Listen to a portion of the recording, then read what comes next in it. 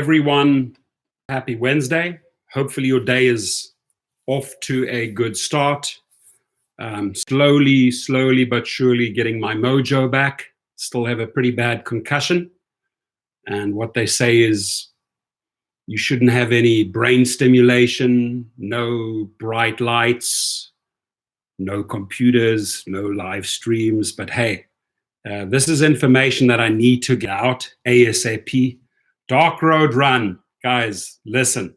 If you want to meet one of the true legends here of the game, right? This guy is so solid, and I'm so glad I met you at that party, at that pizza party, right? Because the one thing I have the ability is to tell real people from bullshitters very, very quickly, right? And Dark Road Run to me is the real deal. He really is.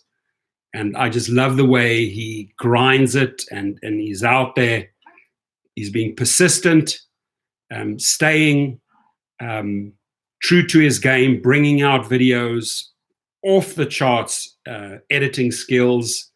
And believe me, he's over 1,000 subscribers now, more than many other YouTubers have achieved in 3-4 times the period that he's been online, and it will not take long and he'll be at the 10,000 mark. So if you haven't subscribed to him, there he is. He's the first guy in the room. Go there, hit the button, hit the subscribe button, and I'm super excited to do stuff with him up in San Francisco, right? Because I want to, Dark Road Run, appreciate you. The one thing I want to do is I want to do a massive Rideshare Summit event on their doorsteps in San Francisco, because the media will come, right? We are now coming into their territory, right? So there will be nothing better than organizing a big Rideshare Summit in San Francisco. I've spoken to a few people about it. I've got some really good input from Thomas Gibson, who has put together these type of shows, right? We will get sponsors on board. It'll be very corporate. We'll invite in Uber. We're inviting Lyft. They can set up a booth, but they will pay, right? It's a Rideshare Summit, and we will invite all the players, right? We'll invite in Trip. We'll invite all the YouTubers. We'll invite in all the companies. We'll invite in all the automotive companies. And speaking of automotive companies, obviously I'll share a lot of information on the new Co-op, the company that I lent my name to, and I'm pushing like crazy because I do want to see a company succeed in the US market, but I'll go into that just now.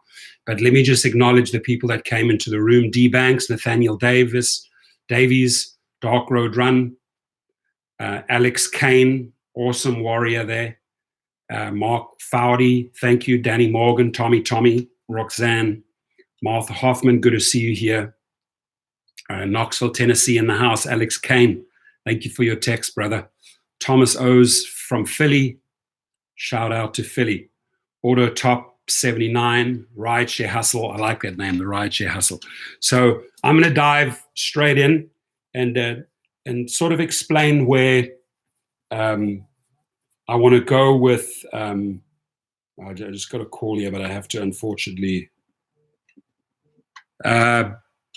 Danny, I'm busy doing a live stream. Would you be so kind and just hold for a while? I'll call you back. I'm right in the middle. There we go. That's one of the gentlemen behind Co-op just called me right now. You can actually jump into the live stream with us if you wish.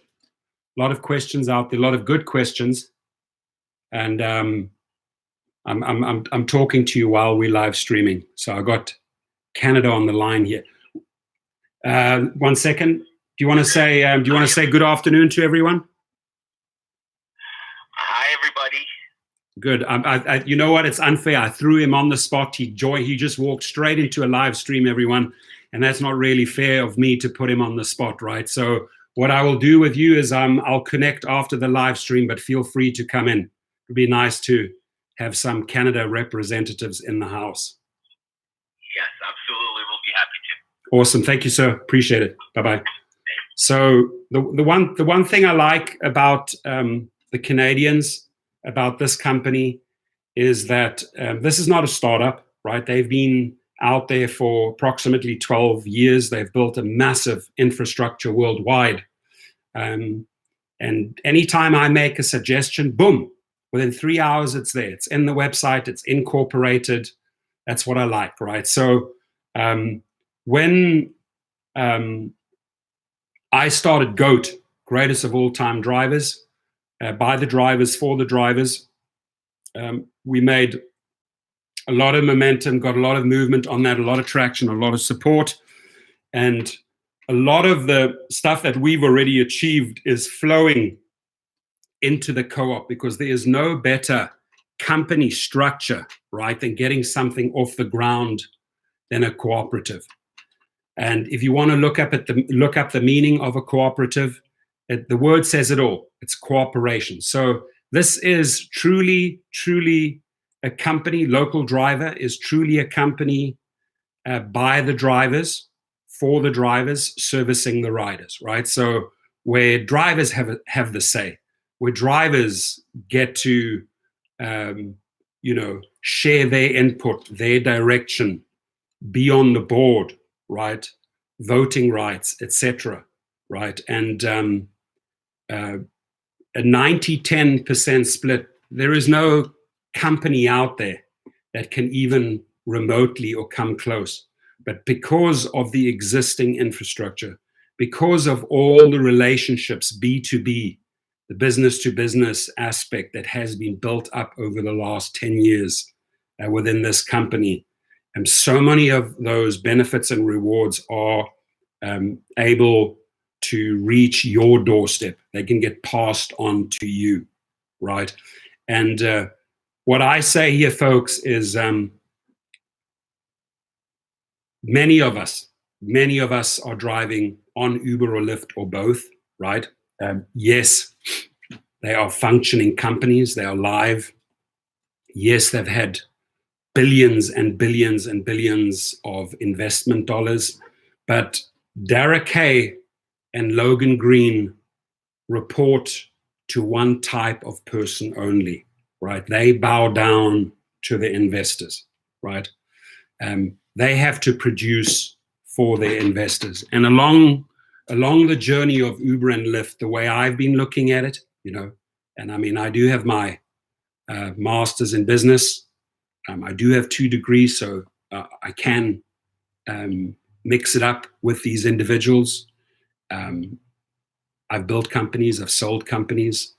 I don't get anywhere close, not even a fraction of what these people get paid, right? And obviously these investors see some value in Derek Hay or Logan Green, right? And pay them these supersonic CEO salaries. Let me tell you that I am working my way in to the company, right? I am not collecting monies here like Derek Hay and Logan Green are, right? But what I do know is that the current state of affairs, and talk about timing, right?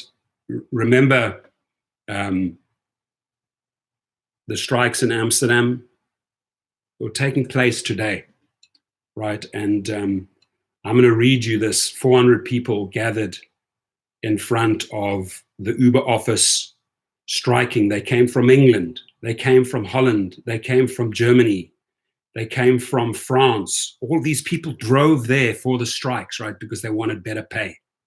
And Uber came out and said, nothing's going to change, right? And, this is literally right now, just right now on the streets in Amsterdam. I want to share this with you, right? This is in Amsterdam, a few minutes ago. Statement by Uber.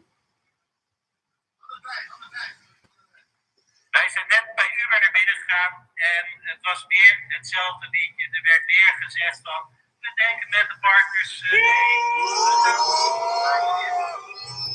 So they are the drivers shouting boo, right? Why are they shouting boo? Because Uber comes out, makes a brief statement. They know that these people are there. They know that they're pissed. They know that they're angry.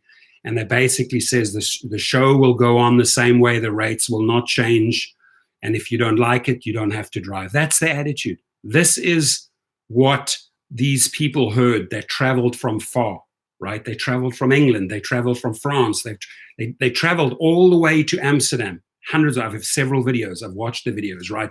Only to be told in a 2-minute speech that everything will stay the same. And if you don't like it, you can leave. This is how they speak. Rideshare Hustle, I appreciate you. Thank you. This is how the company speaks to its drivers, right? And this is where I see our greatest opportunity is in the poor treatment from Uber and Lyft towards the drivers, that we have an opportunity here, right? We have an opportunity to form something by the drivers, a company by the drivers, right? This is a cooperative, right? Cooperation amongst the drivers, where we already respect each other. We already all family members. Every one of you here, that's my brother and that's my sister in that room, right? These are the brave hearts that I can relate to, right? The Rideshare 411s, the Roxannes, the Glenn Millers, the Rideshare Hustles. These are the people on the street doing the heavy lifting. And then on the other hand, you got a couple of people, couple of execs that report only to their investors because they put the money in, right? And they're getting paid insane salaries and they want that stock to climb, right? So our approach with the cooperative is so different, right?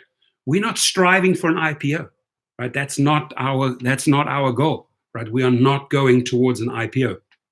We are genuinely grassroots, from the bottom up. When I say from the bottom, I'm talking from the streets up, building a company, building a movement, just like other politicians build movements, right? Because they have a powerful resonating message, right? We are building a street movement, right? From the ground up with the co-op, where we cooperate, where we work together, right? Where we enjoy 90% of the earnings and the revenue, right? And yes, there are different tiers. I'll explain it in the videos to come, how you can become a community leader. Yes, I am looking, let me just show you a brief screenshot that I made here.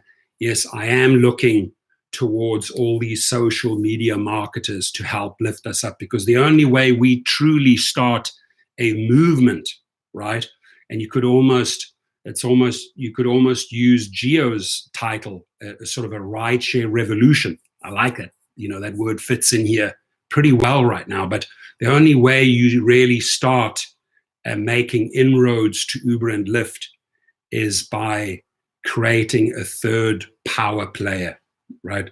Now, I'm repeating myself like a parrot here, but I was hoping, the Trips, the Vibes, a couple of these other companies, the Junos, the Jets, I was hoping that they would succeed, right, in making inroads. I do, if I have to put money on a company right now, it would be on Bolt or on one of the companies like Ola coming into this US market and mixing it up, because they have a very, very powerful infrastructure in place, right? But I also want to give the Canadians a chance, because I see what they have built over a 12-year period, right? How many business-to-business relationships they already have, what they already have done for the mom and pop business owners, small business owners, and big business owners, protecting them from big companies like Amazon, still giving them a powerful marketplace, still allowing them to trade, right? And if they can create the equivalent for a rideshare driver, that they can create the playing field for a rideshare driver to go out there and drive and make money and earn a decent living, right?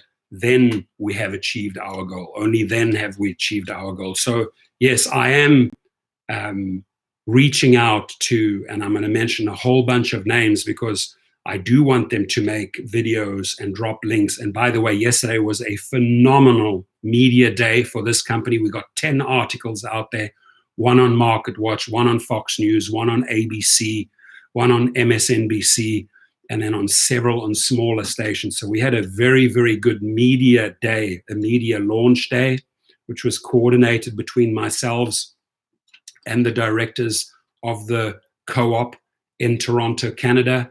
And we pushed out a lot of good material and made a lot of noise, right? And that really, truly resulted overnight in almost 1,000 signups in one night. So I can see people want change.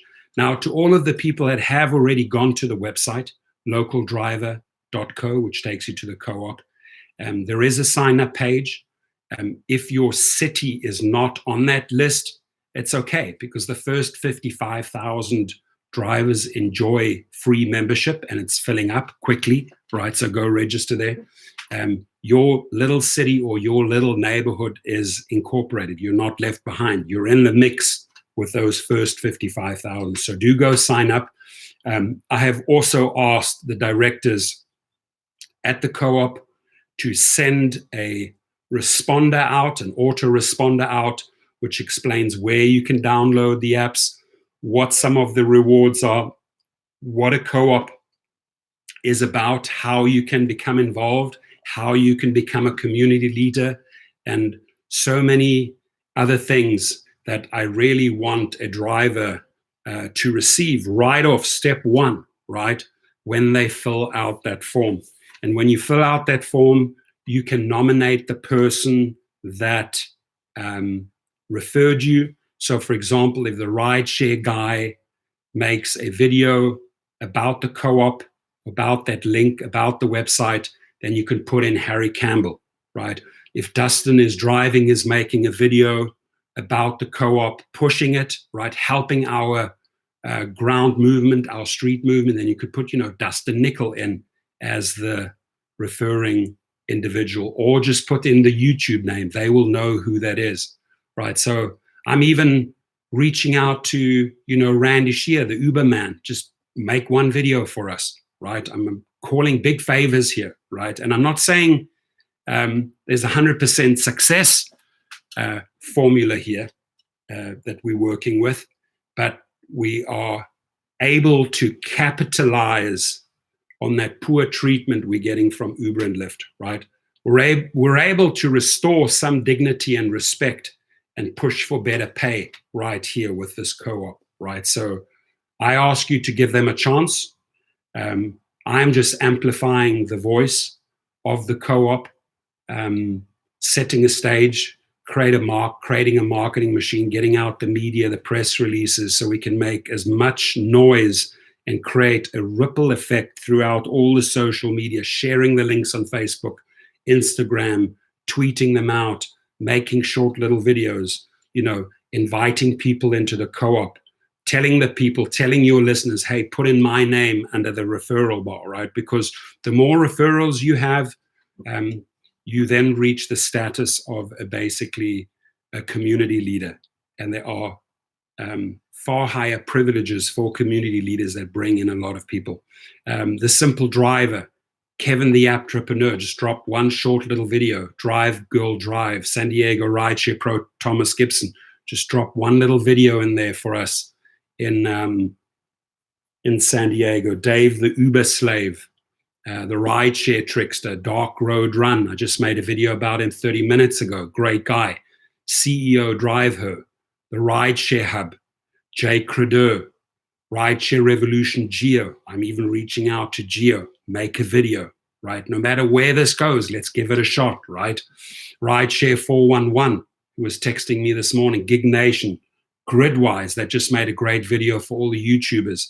Again, if you could push out another a video or an article or a blog, anything to highlight that localdriver.co. And a lot of the information is there. I'm going to jump straight back to the website. Whether you Steph on the pedal, the bearded Uber guy, K-Fresh is driving, Raj Java, Rideshare Ginger, Uber DC. There are tons and tons of YouTubers, social media marketers that I'm calling upon. Just drop a video out there, let's drive a lot of traffic, and let's get those first 55,000 people enrolled, right? A company by the drivers, for the drivers, where we have the steering wheel, not executives with $46 million salaries, but where we rule and govern from street level, from ground level upwards, right? Let me jump into the room. Blue Dog says, don't accept $3 and $4 rides, $5 minimum. Exactly. That, again, that movement has kicked in big time. Liberty Murph, a co-op should be vertically integrated and focused on small business owners. 90-10 is as it should be, correct, right? Because we are small business owners. Our car is a small business. That's the investment. We didn't invest $500,000 into setting up a medium-sized business. No, we spent anywhere from $5,000 to $30,000 on our car, right? And it is a small business, and we should be seen as small business owners. And if you are a small business owner, you should make the majority out of that. You know, the company that's just facilitating the platform, like Co-op, is getting 10%, right? 10%, right? The true rewards for drivers really come out of all those relationships that you can tap into, right? Real gas savings, real hotel savings, real restaurant savings, right? Or their auto part contacts are off the charts, right? You know, when you have to replace auto parts, instead of going out there and paying horrendous amounts for parts for your car, you should be able to turn to one of these B2B partners in the co-op and say, hey, I'm part of the co-op. You're automatically part of the co-op as a registered rideshare driver. So you have that relationship as a small business owner, B2B, to another auto car company, and then reap the benefit from them giving you a substantial discount. So these are small to medium-sized companies working together, helping each other out, right? Just like rideshare drivers help each other out. So I asked the people, I said, let's set a goal of 55,000 drivers will enjoy free membership, and then we open up the platform, right? And the link, my friends, is localdriver.co/membership. I'll jump straight back into the website here. These are many of the relationships. If you go to the website, again, let me just put the link down there.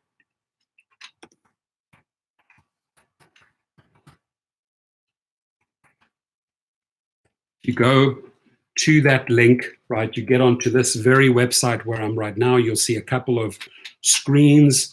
Many of these screens, I gave them direction, or we revised the website to really appeal and talk to drivers. And I'm not just talking Uber and Lyft drivers, but taxi drivers, medallion drivers, fleet drivers, right? All of these drivers can be part of a co-op. I see a taxi driver as a brother and sister as well. I don't treat them differently as an Uber or Lyft, even when I'm at the airport, right? If I see a taxi, he's out there, he's hustling, he's making money in his taxi, he's paying his dues, and I pay him the respect for that, right? I don't look at a taxi driver as a lesser or a higher than myself. I don't see myself as a private limo driver as a better driver than an UberX driver. We're all drivers. We all have our office. We all have our car. We're all out there hustling.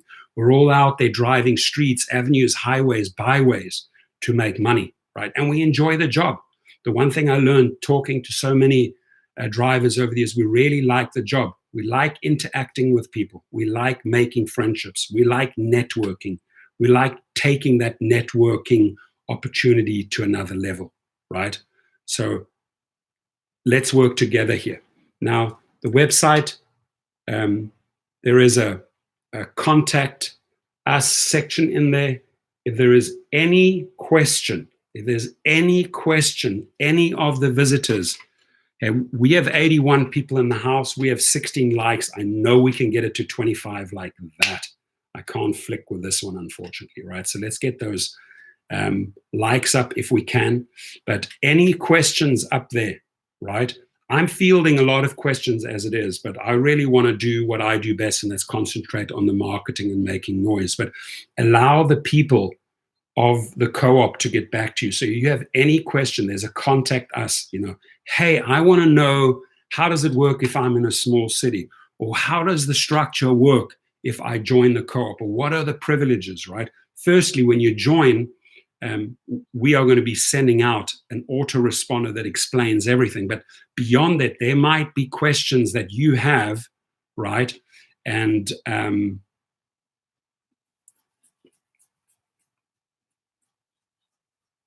just reading some of the messages.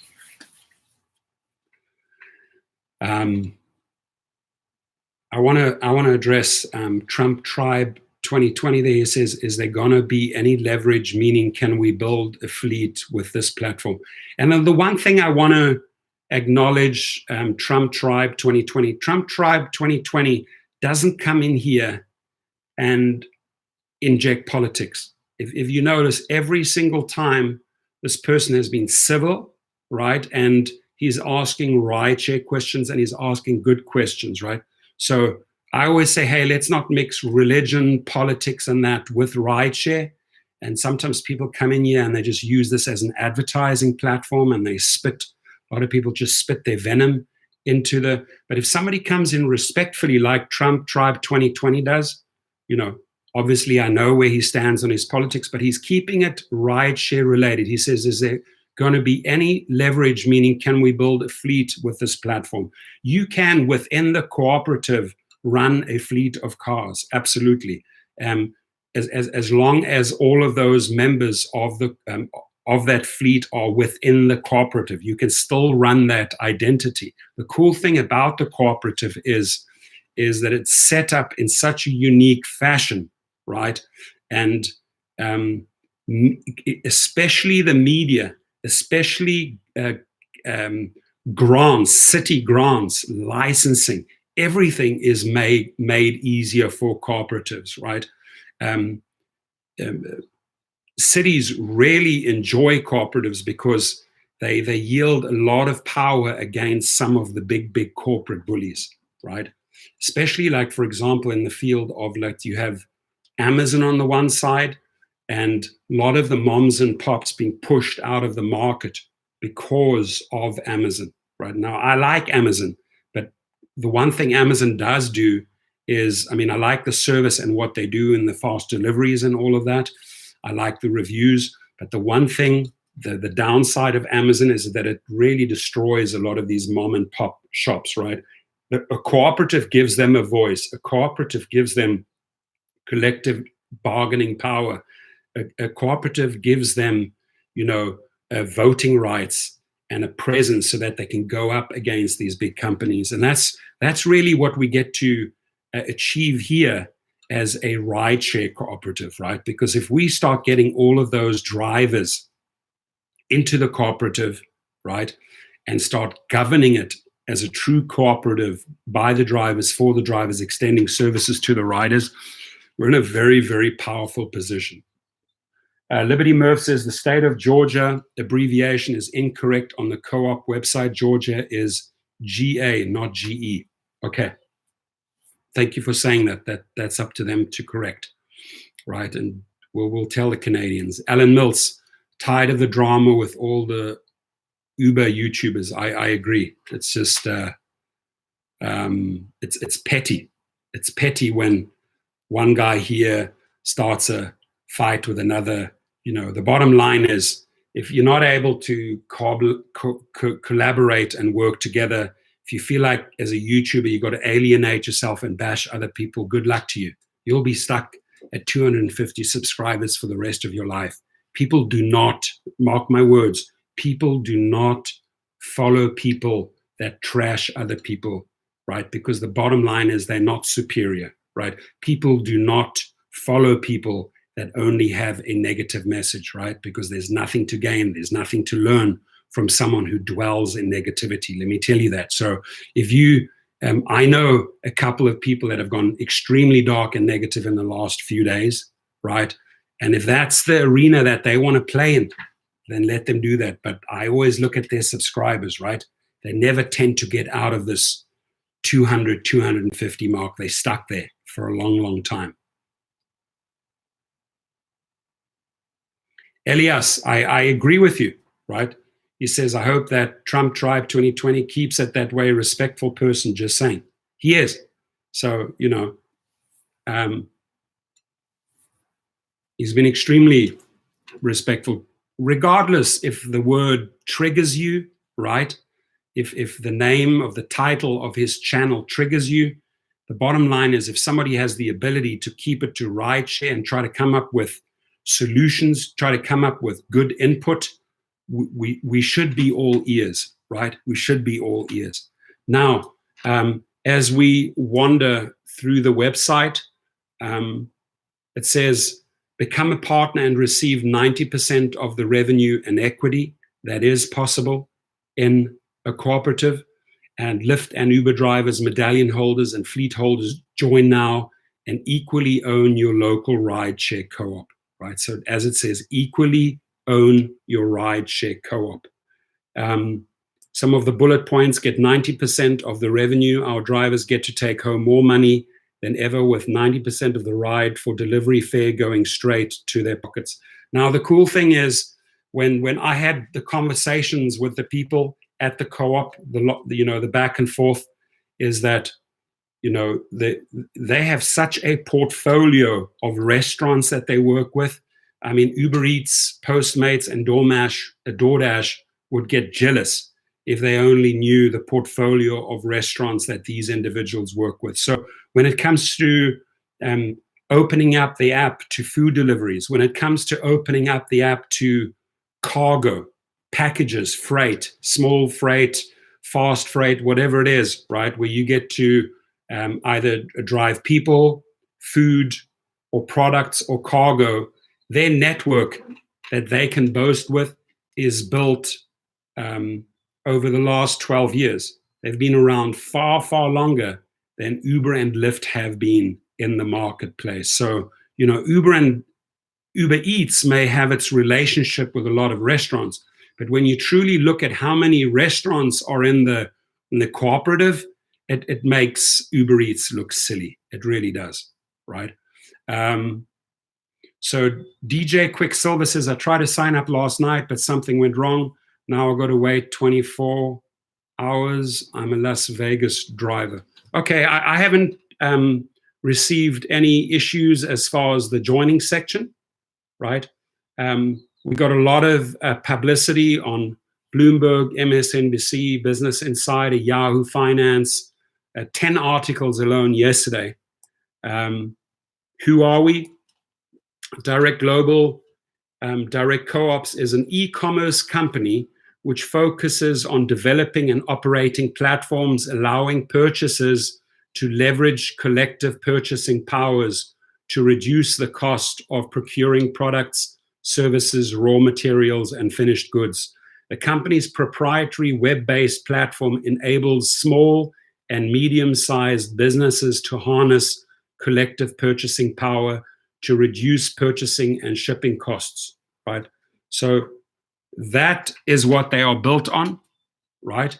Knowing that, you can quickly understand how a cooperative of rideshare workers, rideshare drivers would operate as, right?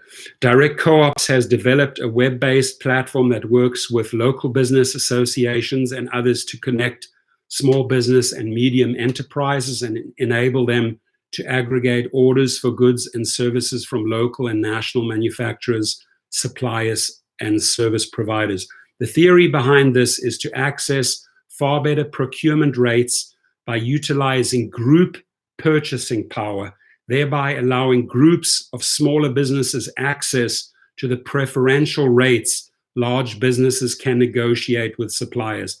This fits into Direct Co-op's wider business ideology to create a sharing economy, which creates a level playing field for both small and large businesses, encouraging small and local businesses to work together for a shared good.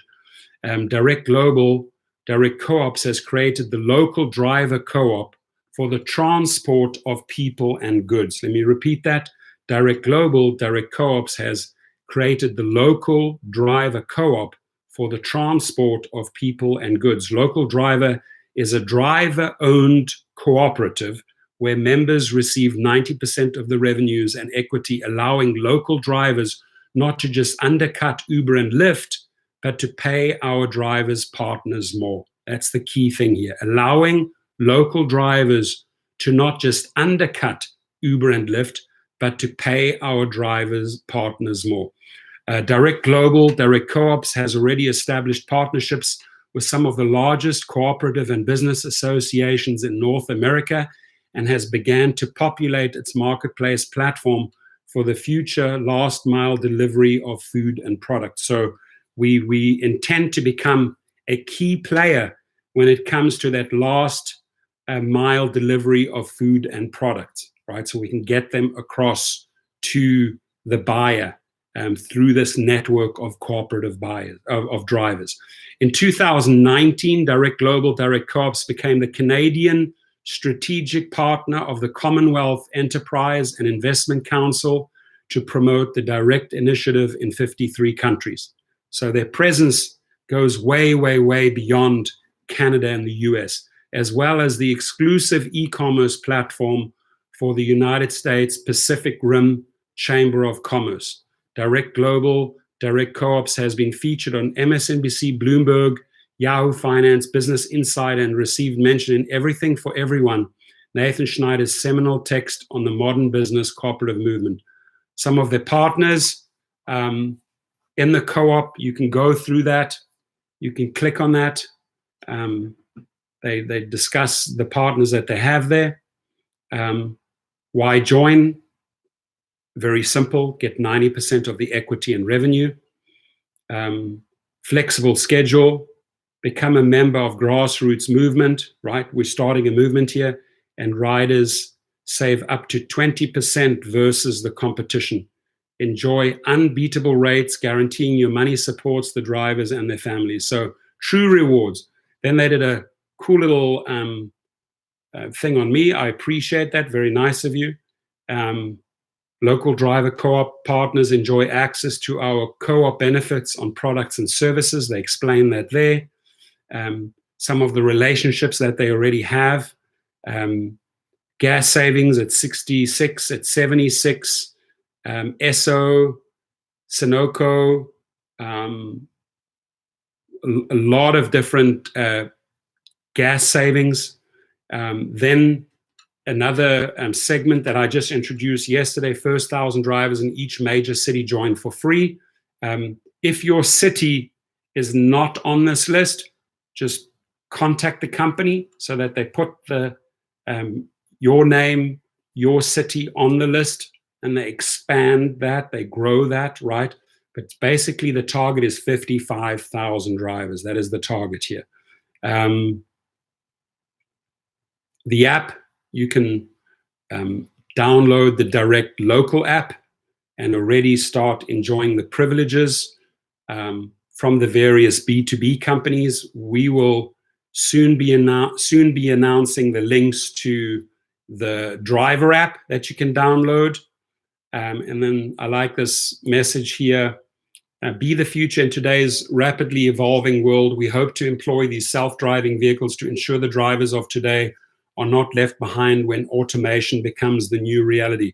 By employing this technology, the livelihood of millions of people will not be in question, but rather they will be able to prepare for the age of automation by upgrading their existing vehicles to self-driving ones. So, you know, if you are a member of the co-op and you're growing and eventually these vehicles come in and the co-op starts owning the vehicles, well, guess what?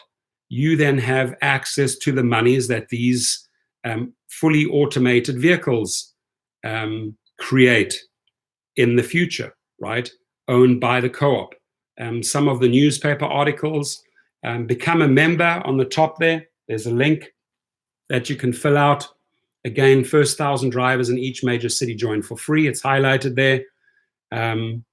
What is a cooperative? A cooperative is an autonomous association owned by its members, the drivers. It includes all drivers, rideshare, taxi, medallion holders, fleet operators, delivery couriers, and truck drivers, right? So it's all encompassing.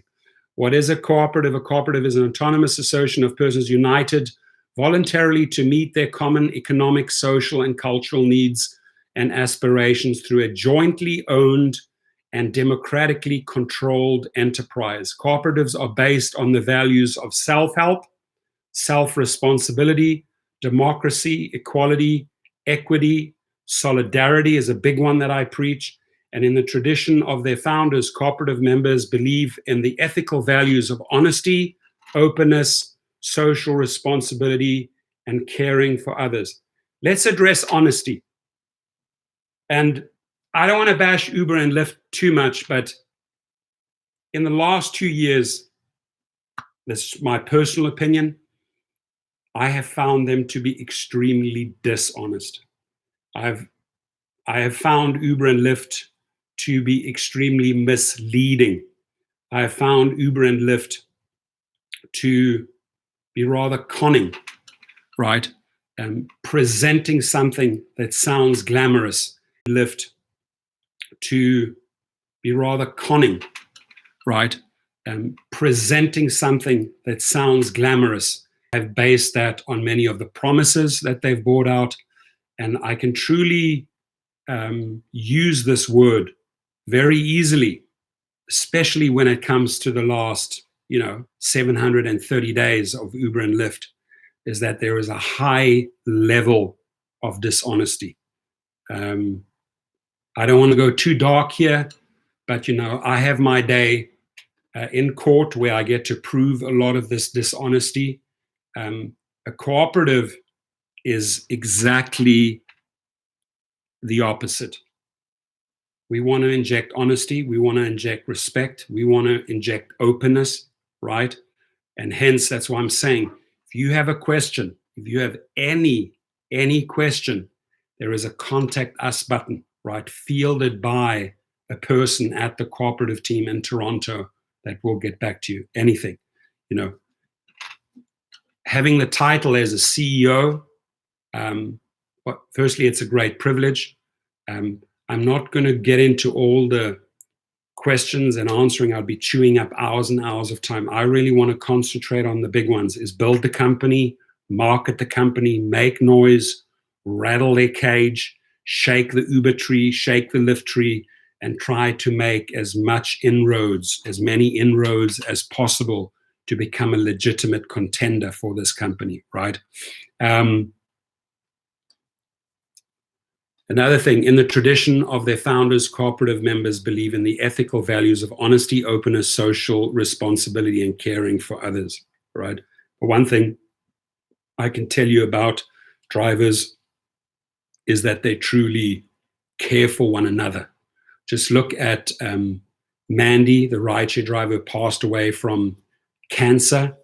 You know how much drivers cared for this drivers. Drivers rallied together, paid for her funeral, paid for the funeral costs, and came together in solidarity. That's a very, very unique quality we have as drivers, right?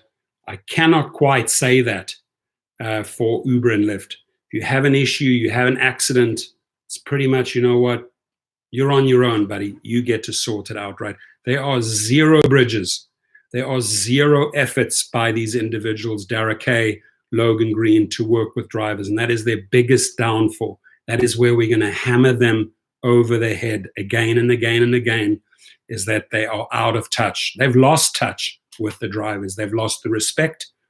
And, when you don't trust these individuals at these companies, you're just doing whatever you can on a daily basis in your car, driving for them, hauling in the money, and you're just not heard, right? Your questions are just not answered. Your request for higher pay is just not met, right? Is absolute silence by these executives when you just ask for better pay or better treatment, right? And that's the change we have to force through a cooperative. Now, while I'm on the cooperative topic, cooperative principles, the cooperative principle are guidelines by which cooperatives put their values into practice: voluntary and open membership. Cooperatives are voluntary organizations open to all persons able to use their services and willing to accept the responsibility of membership without gender, social, racial, political, or religious discrimination. That is very easy for me to put my name behind that principle, right? It's basically, as it says, it's all encompassing. You're not judging individuals. You're not judging religions. You're not judging color. You're working together for a collective good, right? Democratic member-controlled cooperatives are democratic organizations controlled by their members who actively participate in setting their policies and making decisions. Men and women serving as elected representatives are accountable to the membership. Whenever has it happened that Uber and Lyft have invited you in, right, to make group decisions? Whenever has Uber and Lyft asked you in and to sit on a board to help make decisions and to sit on their member control? Never ever, right? Sometimes these gatherings were disguised as, member meetings, but no driver was truly ever made a member at Uber and Lyft. No driver ever had any say, control, sway, or could offer their input and change things at Uber and Lyft. Never ever happened. A cooperative offers exactly the opposite.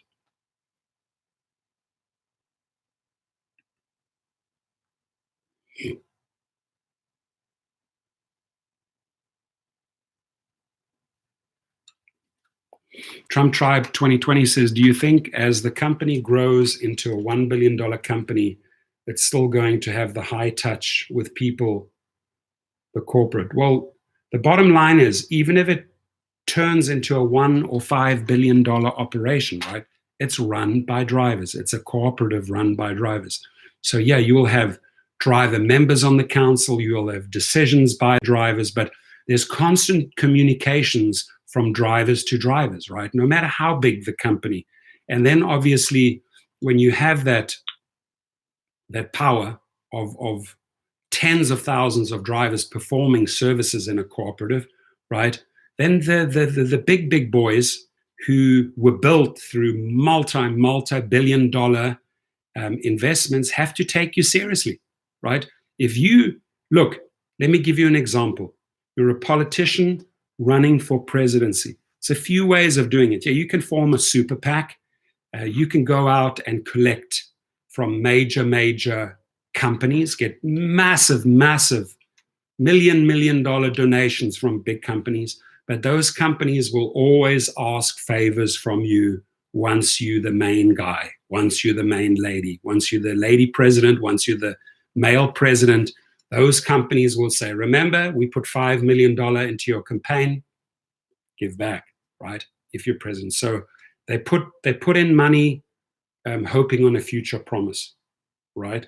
But if you're building your grass movement, right, from the $2 donations, the $5 donations, from the public, from the real people on the street, right, from the citizens, you don't own anything. They can't call for favors. They elected you with the onesies, the twosies, the fives, the tens, the $50 donations, right? And there are several people that have shown that good social media marketing can rake in just as much or even more than somebody that's just reaching out to the corporate world. Now, the equivalent on a cooperative is, you have a company built by drivers, grassroots upwards, right? And if you have all these drivers out there that are receiving the 90% and growing and taking care of themselves as a small business as they should be, and you have 10% that's going into the cooperative, and you got all these rewards and commissions coming back from the companies that are servicing the cooperative because they are in the cooperative, right? Then you have the ability to grow and do things, right, on a very organic grassroots level. So there's many ways of governing. There's many ways of, forming a company. There's many ways of ruling. There's many ways of, guiding your new company into the future. There's many different visions out there, right? But this is a proven formula that's not just appeared last week, right? A cooperative has been around for a long time, and a cooperative was truly formed so that there was some leverage and some pushback against the big corporations, so that Amazon can't just go in and steamroll everything, right? So Alex Kane says, I can't wait to be the community leader here in Knoxville, Tennessee. And that's a great attitude. And you've always said that, and I'm all ears for that, my friend. Absolutely.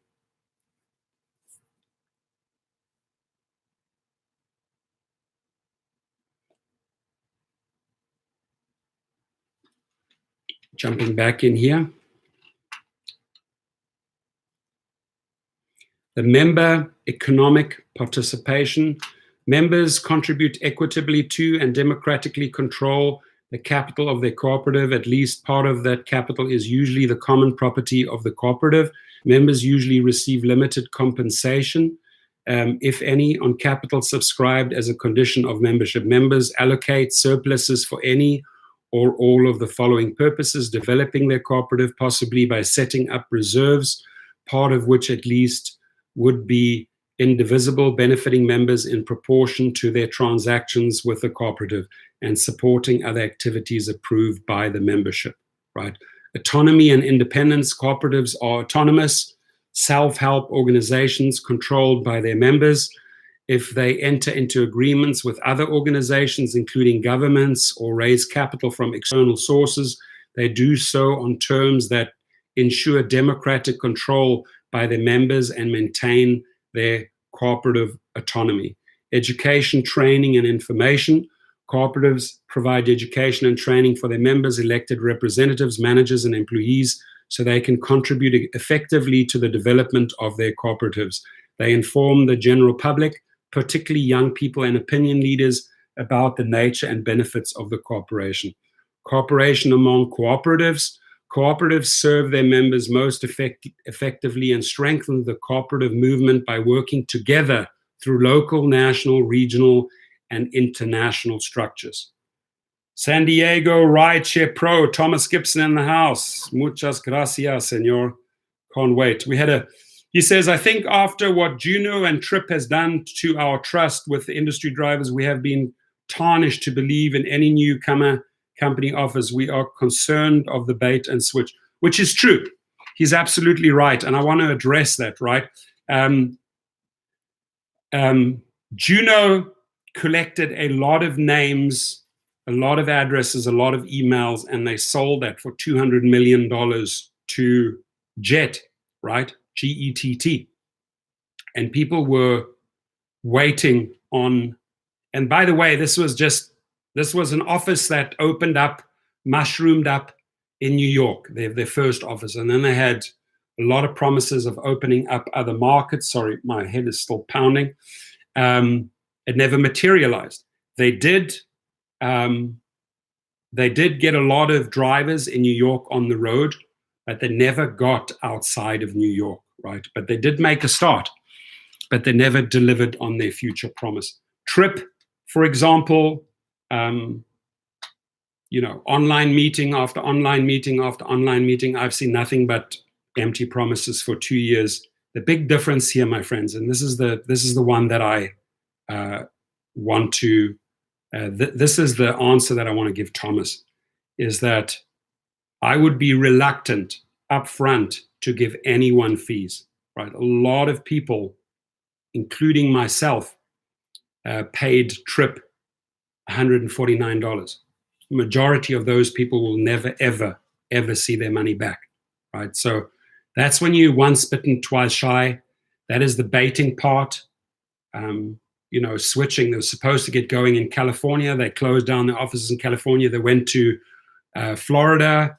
The guy, this Robert McNulty guy, notorious guy for opening up companies, taking, closing companies, opening up companies, taking. Never delivered in Florida. Then went over to New York and did the same. Cleaning up, taking. I don't see any Trip on the road. I don't see any Vibe on the road, right? When I look at the arena, I see Uber and Lyft fully functioning, a lot of drivers.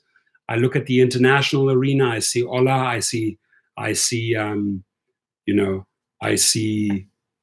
Bolt operating, making money, making inroads. And those are future contenders, right?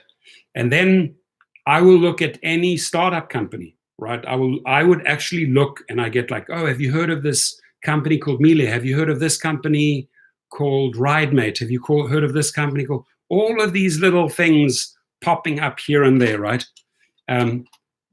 Unless you have a model in place, unless you have big, insane money behind you, right? You'll never be able to do the marketing, recruit the drivers, recruit the riders. The reason why I want to give these guys a chance, and listen, I'm not going down to the bookie and putting all my chips or putting all my money on the co-op. I'm not, right? I'm looking at the players and I'm saying, who has a chance at success? Who has a chance to mix it up with Uber and Lyft?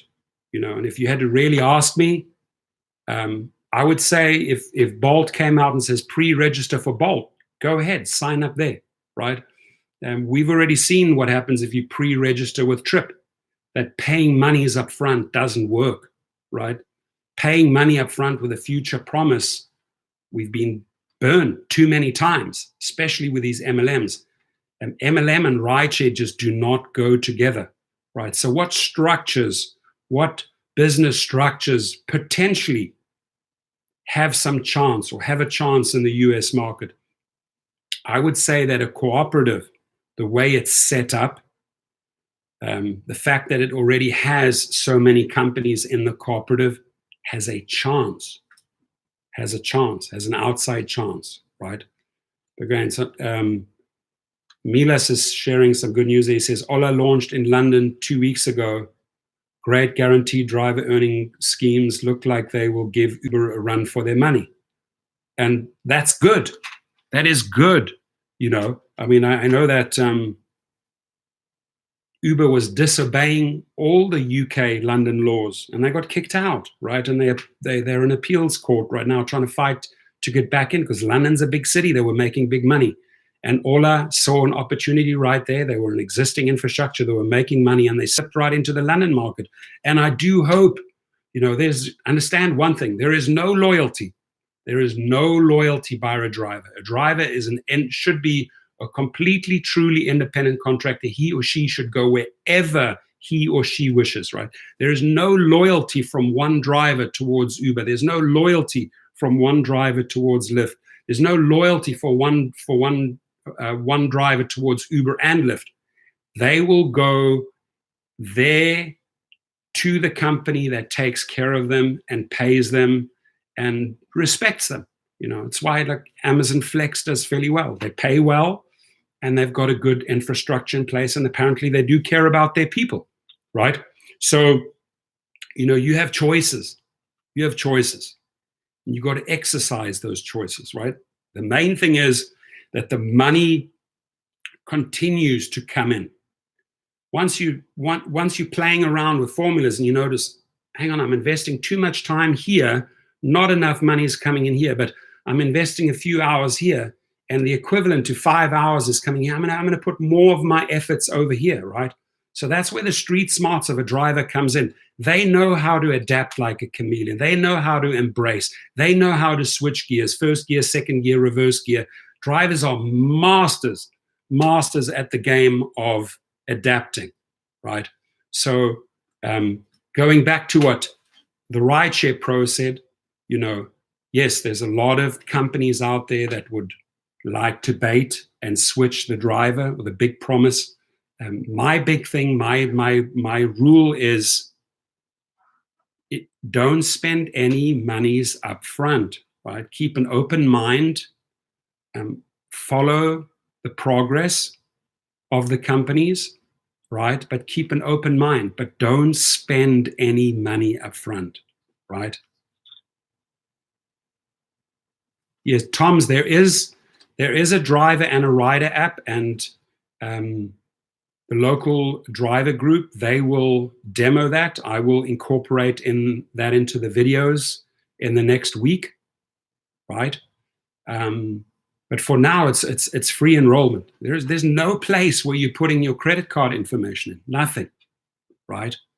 And if there is a place where you have to put your credit card information up front with tons and tons and tons of future promises, I'd say no, don't do it. I mean, we've burnt our fingers before, right? But what is in place is an infrastructure that has been built over 12 years. Like Scott Tucker says, I sold many different brands for 16 years. Exactly. You know, for a long time, I mixed it up in the natural supplement and cosmetic industry. I helped launch a couple of lines. My ex-girlfriend, I helped her launch a very, very successful line called Suntegrity. I went to all the trade shows worldwide, built the brand out, did the sampling, the packaging. The packaging was actually done by Canadians, called Suntegrity. That is a brand that I built, right? And when you prior to that, when I had an open shopping cart of natural brands, I represented 30, 40 natural organic brands. They were not my brands, but there were brands that were very well established, you know, that were always at the trade shows. People were buying them. And if you were selling one, you'd be getting, you know, 15, 20% commission. So at one stage, there was a marketplace for many organic products, supplements, cosmetics, until I said, okay, let's build my own brand, right? But you don't have to swear loyalty to one brand, right? You know, it's not like, hey, some people that have a car might have a Honda and a Mercedes. They want to swear loyalty to BMW all their life. You're not going to swear loyalty to Kellogg's cereal all your life. You're not going to swear loyalty to Sears candy or to Cadbury's chocolate all your life. You have options, my friends, right? You can pick and choose as you wish, right? It's the way I see it.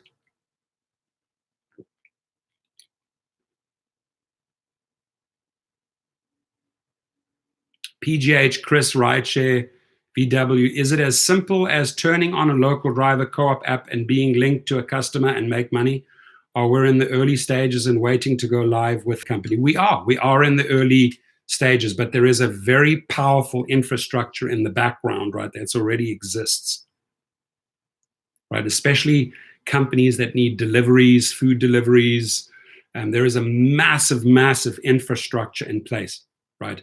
It's in its infancy stages as far as local co-op rideshare goes. It can fall back on a very, very powerful infrastructure that isn't already in place.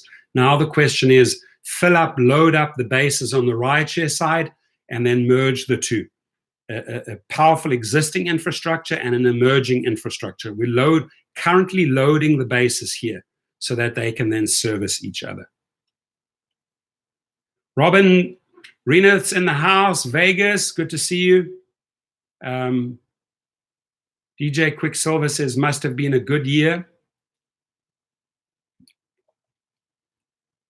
I can't complain on my side. I think it's been a good year, except for a couple of accidents along the way. You know, I can tell you what, walking around with a concussion, a heavy concussion, is it's no fun. You know, losing your balance, getting dizzy, not being able to sleep. I don't know how long this damn thing takes, 2 or 3 weeks.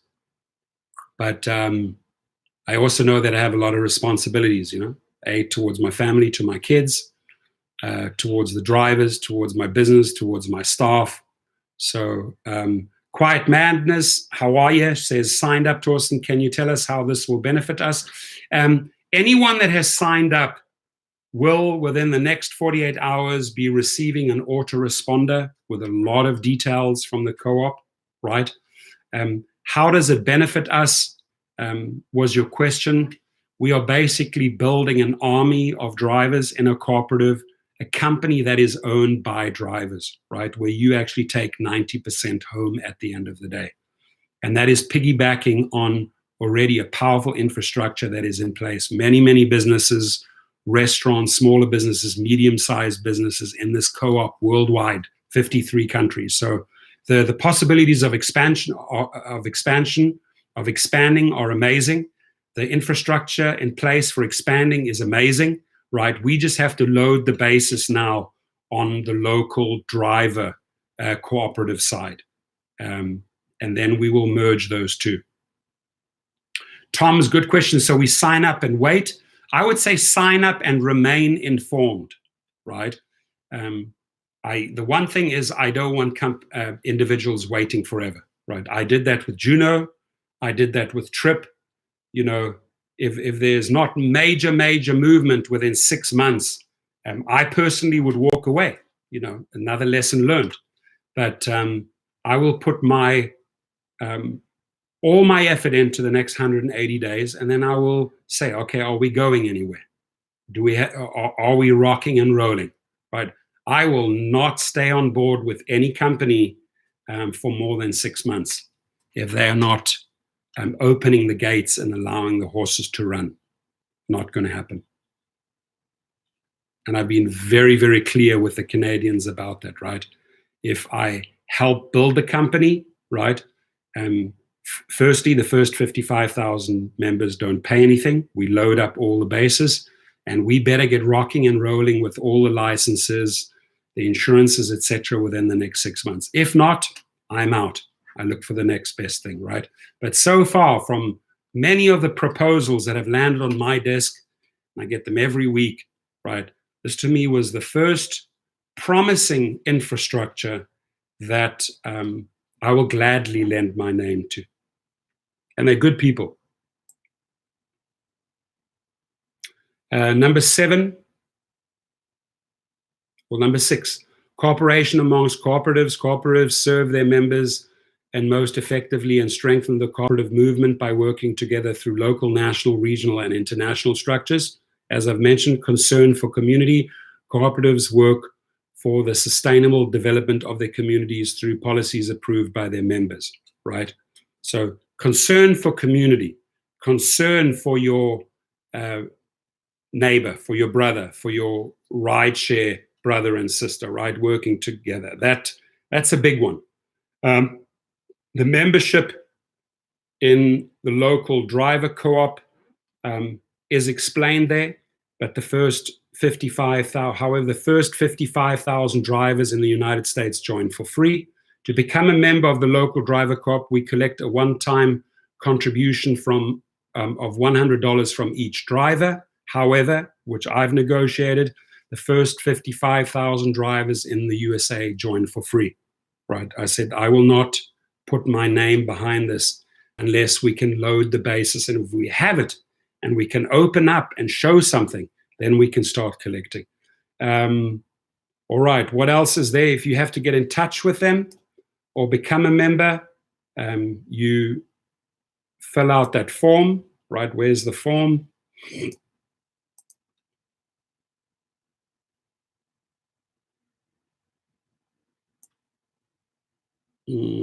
Just looking for the form right now.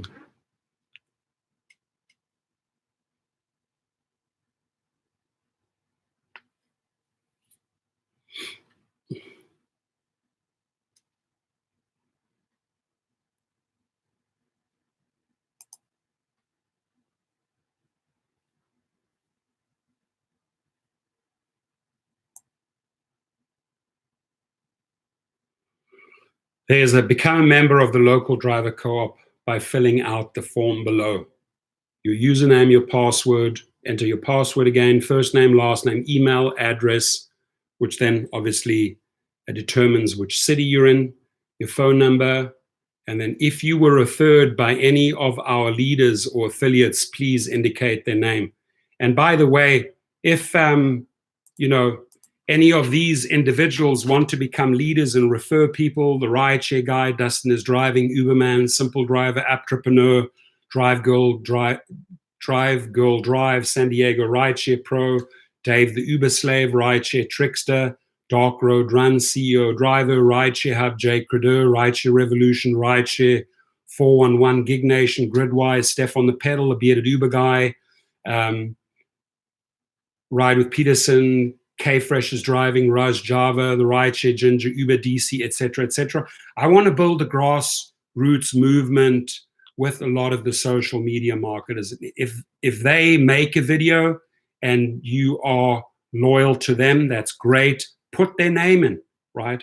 Put in Harry Campbell, put in Dustin Nickel, put in Giovanni, put in Dave, put in Uber Goal Paula, whoever it is, right? That if I see efforts by the social media community, by the YouTube community, if I see efforts in the videos, I will immediately tell the company, hey, make them community members, right? Make these people community members. Why? Because they're trying to make an effort on bringing in free members for you, right? And take care of them down the line. So, even if somebody comes to me and says, hey, I have this Facebook group. I've had people this morning, hey, I have this Facebook group and I put it in this Facebook group. Good. You're doing more than the average guy. And if you're telling your people, hey, have them sign up under you because you have this big Facebook group, then you need to get compensated for that down the line. You need to get your membership status bumped up because you're actually making an effort to participate in the grassroots movement and to drive drivers to your social media and enter the website. And that I'm grateful for, right? Amsterdam Driver just sent you mail about the strike today in Amsterdam. Amsterdam Driver, is this the video that you're referring to? Right? I did highlight you in the beginning of my video, of my live stream. Is this the email that you wrote me? If you could just confirm? Yes. So let me read this message from a rideshare brother in Amsterdam. Hoe gaan het, meneer? Baie goed. Hi, rideshare professor. This is today. So as you probably know today, we had the strike in Amsterdam. And again, I appreciate all the European drivers going out, taking the day off and actually protesting, standing up for something. Great to you guys, Amsterdam Driver. I was there and I filmed some things. So what basically happened is that the drivers want higher rates. Don't we all? But in the end, when they talked to Uber inside the building, they came out with bad news. Sorry to hear that. Uber is not going to raise the rates. Everything stays the same. So basically, what my friend here from Amsterdam says, they went inside, they spoke to Uber. Uber did not hear them. Uber says everything will stay the same. There were drivers from England and from France. They all came to Amsterdam to force Uber to raise the rates. Also, the normal taxi union was there half an hour before I was there. And they're also done with Uber. There were like 400 people in front of Uber's office and a lot of people complaining to Uber by email or the support chat for months now. Of course, Uber is going to do nothing to help us. I'll send you some footage with this email. But we are not done yet. We are just starting strikes. We'll go on and on and on. Best regards, the Amsterdam Driver. Now, can we show a lot of love and support for the Amsterdam Driver, please? For going out there and rallying 400 people, right? Now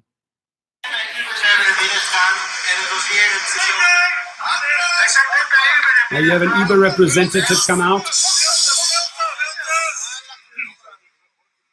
Now he speaks. Wij zijn net bij Uber naar binnen gegaan en het was weer hetzelfde liedje. Er werd weer gezegd van, we denken met de partners...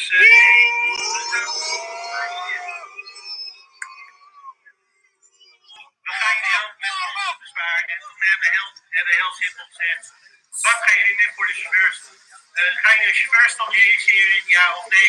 Gaat de kilometerprijs omhoog, ja of nee? Daar gaat geen antwoord op. En het was meer hetzelfde als wij hebben gezegd van, weet je wat, we gaan het nu een stap hoger opzoeken. En wij gaan nu over 2 weken met z'n allen naar Den Haag toe om te knokken voor een minimumtarief voor de gehele taxi.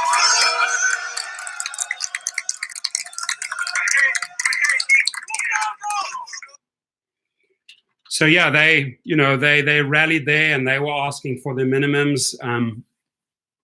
They weren't met. The problem is they don't hear you, right? And we got to just keep on doing the strikes, keep on protesting, keep on involving the media. I involved, they did a great quote, Market Watch, let me just show you here, did a great quote that I made. I'm glad they picked this quote up because it really summarizes everything here, right? This article here was on Market Watch, right? And if I can read you my quote, because this is what sums it up for me, right? Where is it?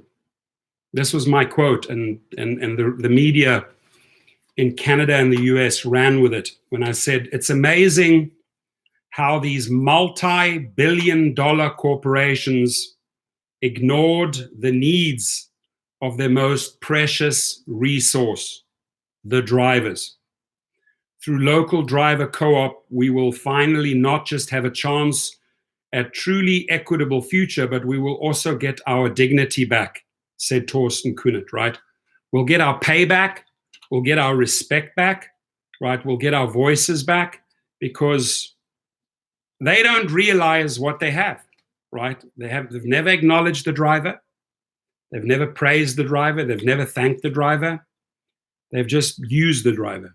Every year they just use the driver. They extract from the driver, they use the driver, right? And again, it's not supposed to come across as a dark message. It is what it is, right? And we keep on driving because we got to keep on making the payments. We have a lot of payments. We have a lot of overheads. Rent, education, food, car payments, insurance. We keep on driving. We keep on hustling because we got to make the payments, right? But we got to come out ahead.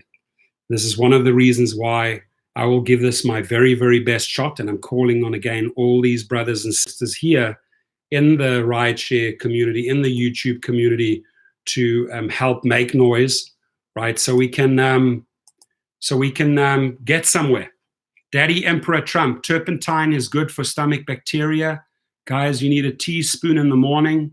The grapplers from the gay fluoride fog water, Alex Jones warned us about. So are you a Alex Jones fan? Just clarify for me, please, because that name doesn't get mentioned in my channel. That guy's trash.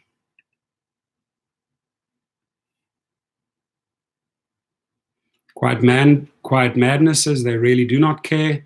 We are expendable to them. Sadly so, yeah. And I think if we get pissed off enough, I think if we rally enough, right, on a street level, on a grassroots level, I think we could actually start a powerful movement, right? If we, like Mark Rowden says, if we truly rally and support a cause, a cause, and the cause is a company by drivers for drivers, right? That's the cause. So where you truly take your power back, not like you giving up your power to them. Hey, Daddy Emperor Trump, I don't want any of that trash talk with Alex Jones, all right? He was already convicted. He's a big fucking talk. And I have no time for people quoting people who just start an endless amount of conspiracy theories. So I got to give you, I don't have any time for Jeffrey Epstein either. I have zero time for Alex Jones, and I have zero time listening to your political message here, right? So at this point, shut up, or otherwise I'm going to flush you out. I'll get the flusher out. So just zip it right there, please. You're not going to convince. We're having a rideshare discussion. We're talking about a new company, and you want to talk about Alex Jones. Okay, buddy, I'd warned you, and you still can continue. That's it. Had enough of you. Some people, God damn it. Really? Flush, flush, flush.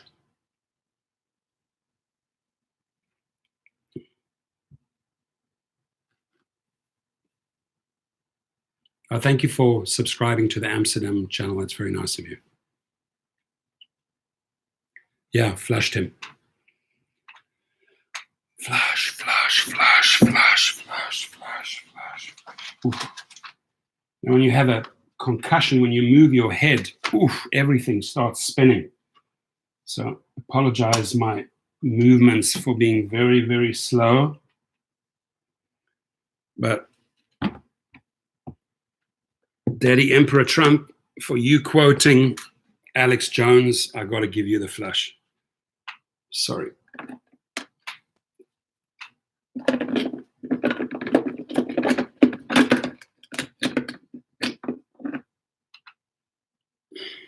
Daddy Emperor Trump, take one last look at yourself.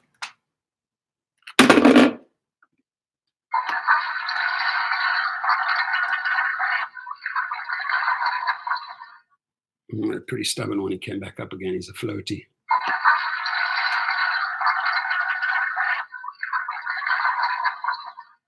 That's it. He's gone. Good riddance. I'm not going to entertain such individuals that dwell or quote haters. I mean, the worst of the worst trash, Alex Jones quoting him here, is zero. I mean, he's in multiple lawsuits. He's been found guilty, and people are still worshipping this Alex Jones, the bottom line trash.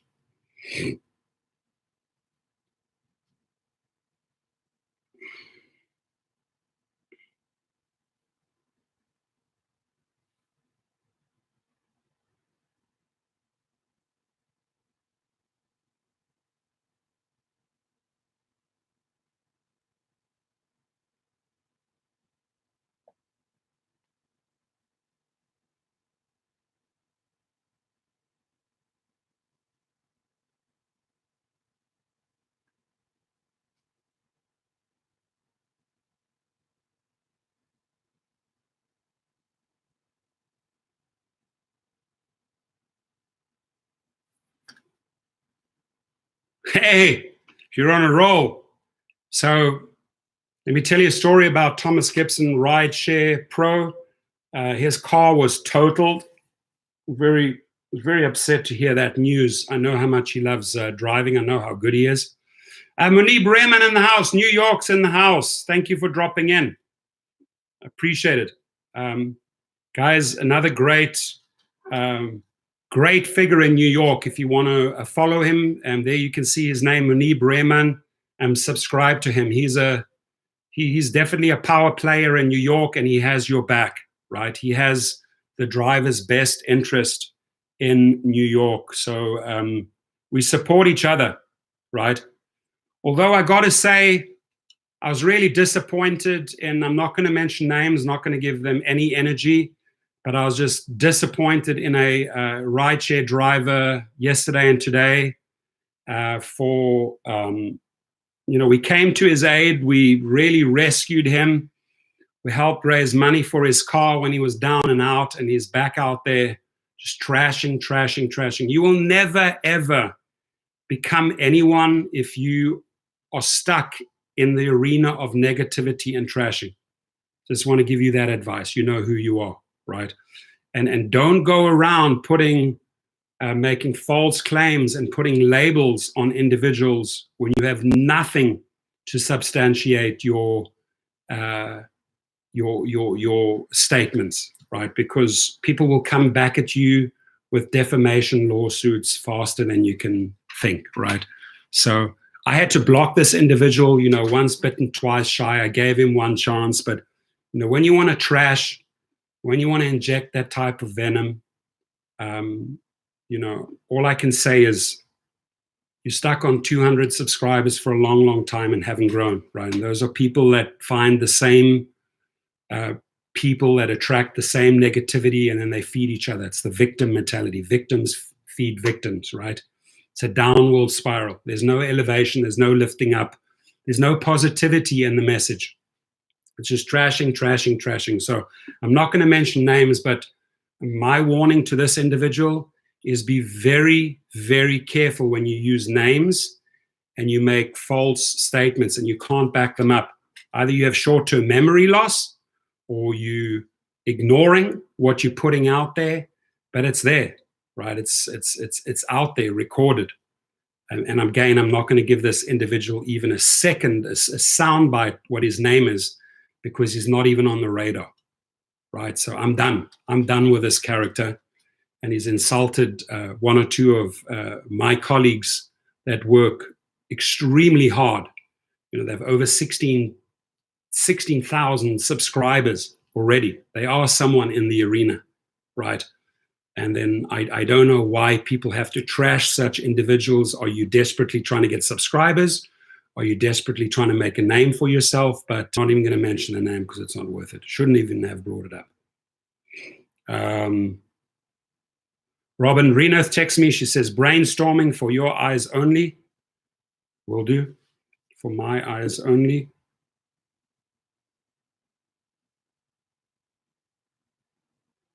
I like it. I like it, Robin. Eric Harding, I appreciate you.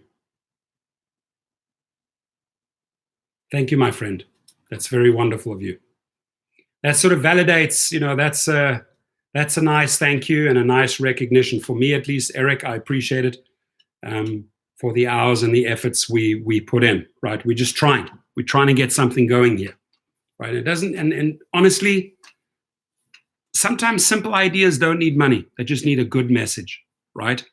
You don't often need the billions and billions and billions of dollars in marketing. You just have to have a very sweet, simple, powerful message. And my message is very, very simple. Uber and Lyft are not listening to you. Uber and Lyft are not treating you the way you should be treated, right? We're humans and we deserve to be treated well because we are doing the well. We are bringing in the well of money, right? These guys would be nothing. They would be absolutely nothing without the drivers. Nothing. They would be nothing. They wouldn't be able to pay themselves. They wouldn't be able to pay the investors. They wouldn't even be able to pay the bankers to list them on the IPO, on the stock exchange. They wouldn't be able to pay the engineers. They wouldn't be able to pay for their offices. They wouldn't be able to pay for their desks. They wouldn't be able to pay the $200,000 party balloons. They wouldn't be able to pay. They wouldn't be able to pay. They wouldn't be able to pay without the daily money that the drivers are hauling in truck-wise, cash-wise. And here these guys, these dumb idiots are spending it on companies that make no sense, that they later on then sell, dump back on the market for pennies. It's chaotic managing. That's all I can call it. Drivepreneur. Thank you. That sounds very much like apptrepreneur, but it's the driverpreneur. I like it. Great idea and program. The cooperative has been around for a long, long time. It works. This one's been around for more than 12 years, and now they are pushing out the local driver, the rideshare arm. Robin Reno, thank you. I like that little green bouncy thing in the corner. I really appreciate you. Robin Reneth is a wealth of information. She's from Vegas, and she sends me great material each and every day. I appreciate you. Let's see what other messages are coming in.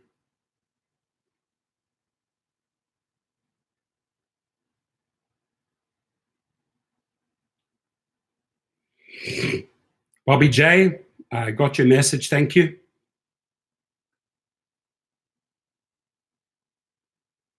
Oh, okay. There's the gentleman with the limousine.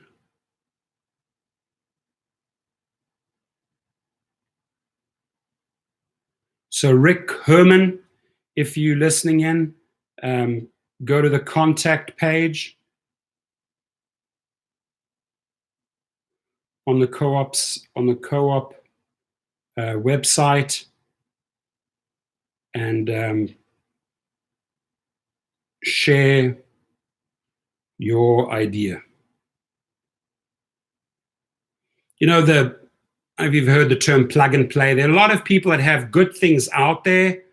They've been working on things. They've been working on ideas. What you want to do is reach out to the company Uber Bucks Philly. Yay! How are you? Thank you, my friend. I appreciate you. Thank you. Shout out to Uber Bucks Philly guys, Chuck. Awesome. Good to see you here. Slick Nick says, hey, Professor. Slick Nick in the house. Yeah, and I got Inland Empire Salvi. Hey,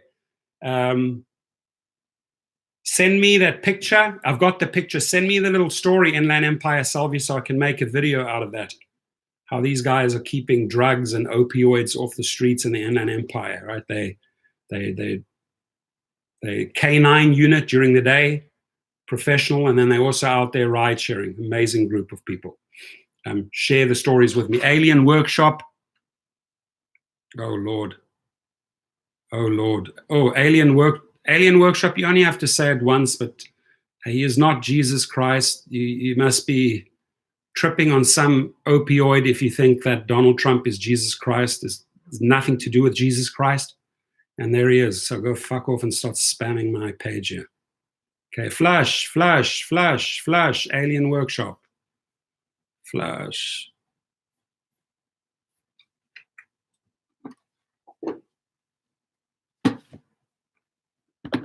Alien Workshop. Alien Workshop. I've got a flash in. Coming into my room telling me that Donald Trump is Jesus Christ. Some people do believe he's Jesus Christ, but he's not Jesus Christ, I can tell you that. So this is what Alien Workshop looks like. All wet, very smelly. You and your repeated message. Flush and flush again. Adios. Adios, muchachos. There we go. We just flushed. Strange how people think he's the Messiah, he's the Jesus Christ. I don't know what planet they come from. Got the toilet, got the flusher. Got to keep on moving, great things happening. Thank you, Manib. Do share. If you need a platform, you know where to reach me. Rideshare 411 says, flush him, baby. Flush time, baby. Yes, we did. We flushed aliens straight down the tube, straight down the sewer pipes with that weird message of his. Swirl the twirl. Andrew Malone, swirl the twirl. Exactly. Alex Ross, this is hilarious. Yes, we just flushed someone, Alex Ross. Pandejos. Omar de la Cruz, thank you. Weird, some people, weird, like where, you know, like planet Earth, reality, the real life, and then you have people from way, way out there. How did they get there?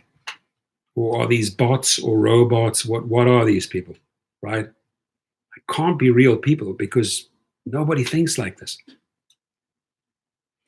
Kelly, thank you. Just signing up. Thank you. Appreciate it. Scott Tucker says co-op will be the fire that burns Uber and Lyft to the ground. Yeah, light up the fire.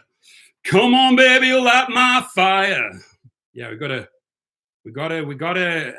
do something on their doorsteps. We've got to do something big on their doorsteps, right? Bring the fire. Bring the fire to San Francisco. Got to show them that we are contenders. Rideshare 411. I love it. I love his flames, the internal flames. Keep on burning. Wheels in the sky keep on turning. Yeah, I'm game for a bonfire. I'm with you on that, Mile High Cat Mop. Let's go down to the beach and let's light a massive, massive bonfire. And sit around the bonfire, have a glass of red wine. It's a good meal, good chats. I'm all in for a big, big bonfire. Elvis is still alive. Elvis. Love Elvis. With suspicious mind. Do-do-do-do-do-do. Oh, baby.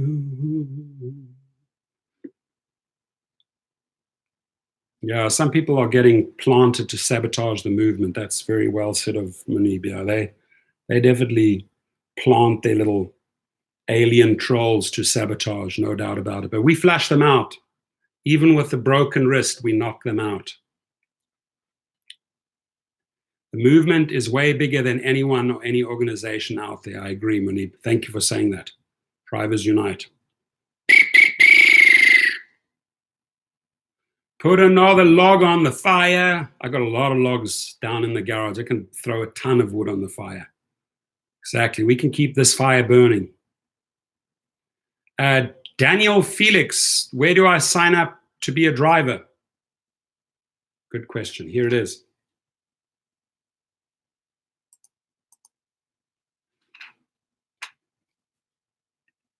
I need to take a rest soon. Local driver.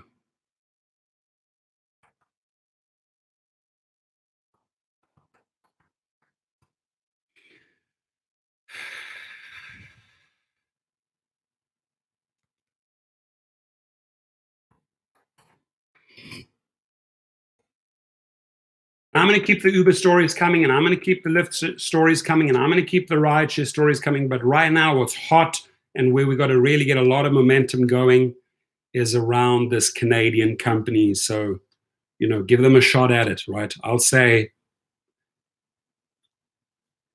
within the next 6 months, they've got to get their drivers on the road, fully functional apps, et cetera, right? I will not wait longer than 6 months. So, but I will put 180 days of energy into this. I did go to Kobe's Celebration of Life event, and it was very, very sad. I picked up Kobe's business partners, the Steigel brothers, at 6:30 a.m., and we got downtown at 7:30 a.m., had to go through 2 or 3 security checkpoints. Security was insane, and it was very moving, especially when Vanessa Bryan spoke, when Michael Jordan spoke, when Shaq O'Neal spoke, when Beyonce modified her songs, Halo and XO, you know, to incorporate Kobe, Gianna, and all the others. It was, boy, it was a day of a lot of tears. But there was a lot of love in the house, a lot of fans in the house, and very lucky to be part of that. And then, I didn't make it all the way through. I left an hour earlier, and then I had to head over LAX, and then I had another 3 trips in a row. So I got to see the memorial in the morning, and then also got to work all the way through till about 2:30 p.m.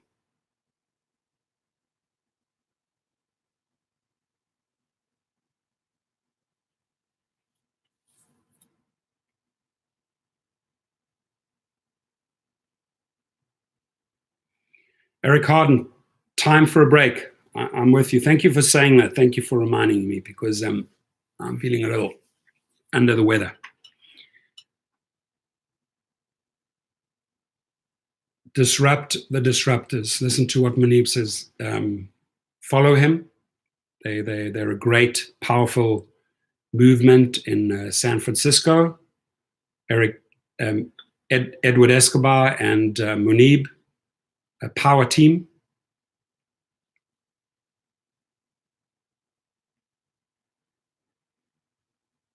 Name of the local driver co-op, it's called Local Driver. That's what it's called. So Local Driver Co-op. You already said it, Liberty Murph. Alrighty, my friends. We're out of here.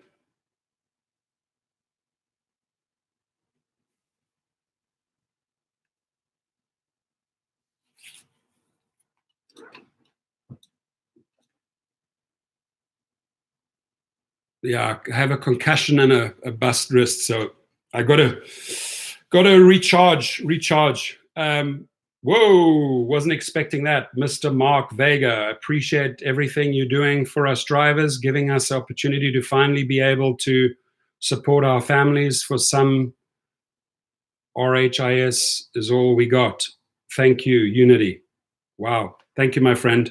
I really appreciate you. I'm gonna stay true to the cause. Just keep on fighting. That's all I can do. And the good thing is, I have a huge army of willing and participating drivers behind me, which is great. It makes my job so much easier when we're all on the same page. So, you know, we will keep on pushing. I think we did very, very well with that campaign. You know, under 4 we ignore, or as I crudely called it, we don't whore for 4.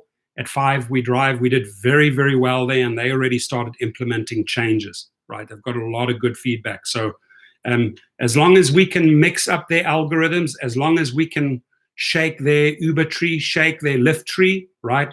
As long as we can fight the battle on the streets, We don't need those billions and billions of dollars, right? The investors don't own us, right? This is a company by the drivers for the drivers. We're not accepting any multi-billion-dollar outside donations or contributions. No, we're building this grassroots, from grassroots level, from street level upwards, right? Not like a couple of crazy executives on the top mistreating their drivers and only answering to investors. We run this a completely different way. And the bottom line is they've done so much damage. They have done, let me repeat, Uber and Lyft have done so much damage. They've alienated 99% of all drivers. I call it 95% of all drivers, right? And when you piss off 95% of drivers enough, that Uber and Lyft won't like, right? So I would not be surprised. I would not be surprised if 2020 is the beginning of a very powerful movement. Maybe, maybe Gio had a crystal ball when he formed his channel way back and he said rideshare revolution. Maybe the rideshare revolution truly started in, our little alien workshop is back. Let's just remove him. Not British alien. This guy's so stupid he doesn't even know. I'm American, arsehole. Calls me a British bitch. He doesn't even know his nationalities. Oh. Listen to him. He says, F your God. Buddy, you definitely missed out on a lot of love when you were a child. I'll give you an onion and then you can peel back your onion, peel it back, and find out what's going on there. Look at this guy. He thinks that Jesus Christ is Donald Trump and that is the God. Oof. Some pretty... Guys are laughing at you, Alien Workshop. They're laughing at you. You're a deformed individual. You need a lot of psychological help, really. Check yourself in and get some help.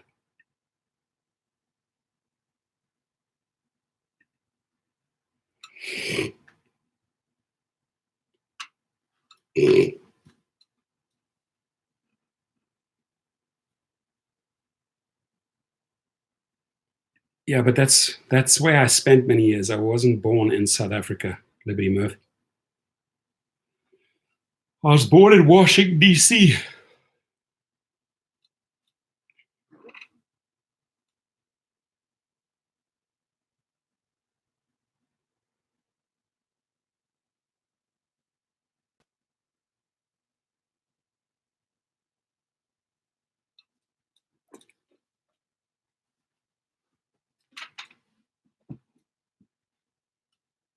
Now, you're not clicking on a city. You're putting your city in the information in the submission fields, right? Then they will assign you to that city, right? You're not selecting a city. There's an address field that you're putting in.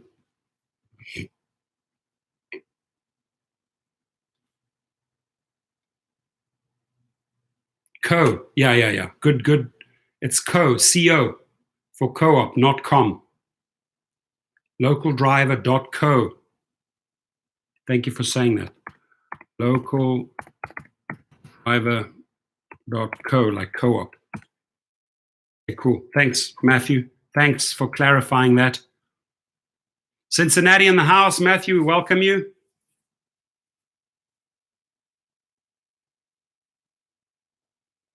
Barry Andrews, it's a shame that Uber and Lyft can't treat the drivers the way Henry Ford and Richard Branson did.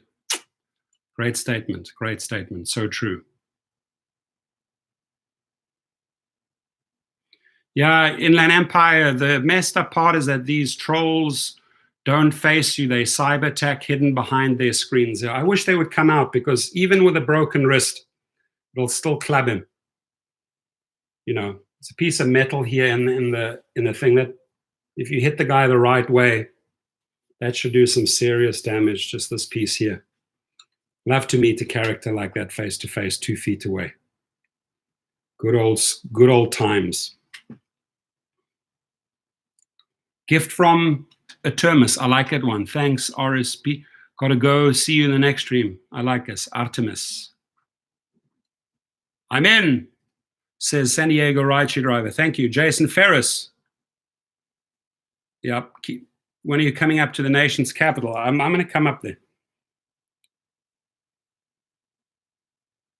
Rocket City. You come on. Rocket City. Thank you.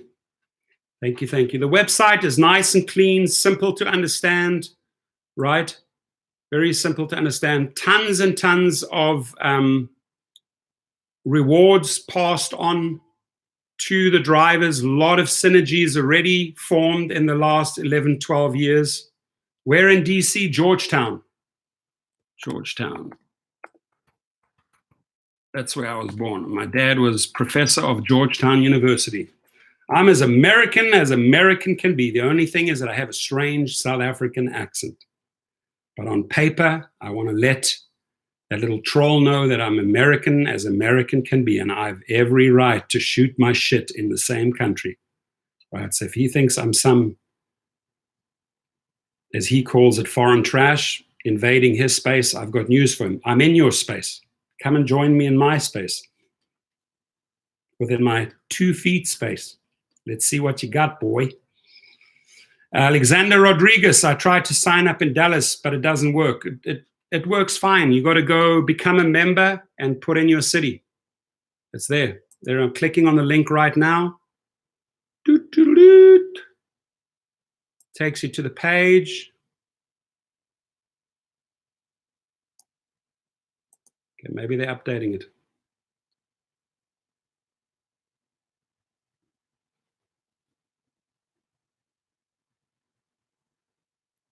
Text them right now.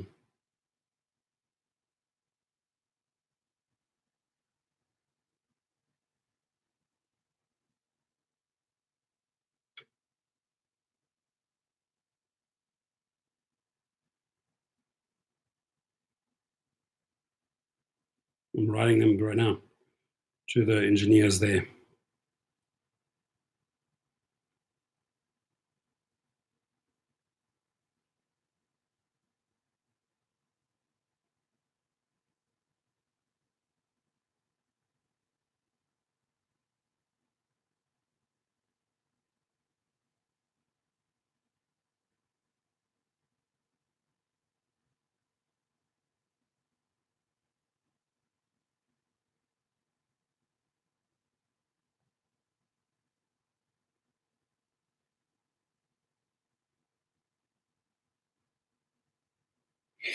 One second.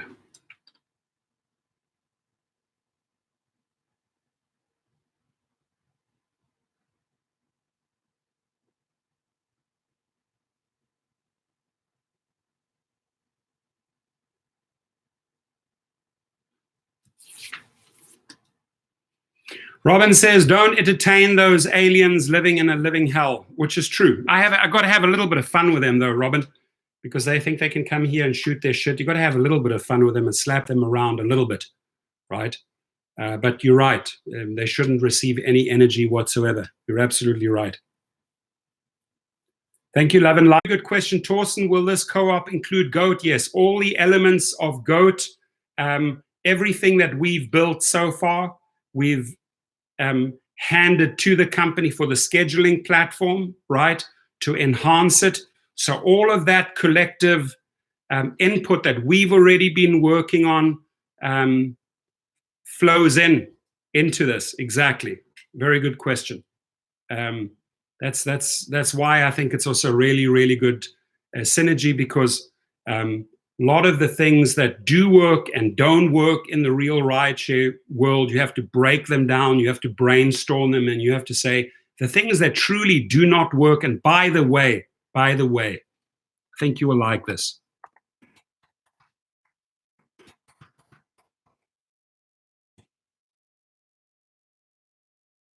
Exactly. That's just a dumb thing that doesn't work, right? That is a thing that just doesn't work.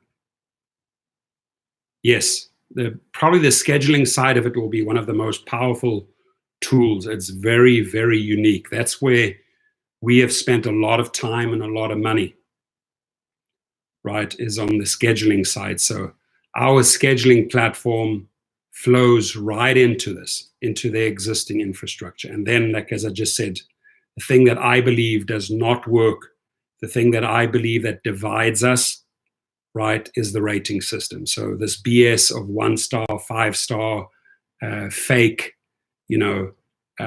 wrongful deactivations and everything, you'll quickly know.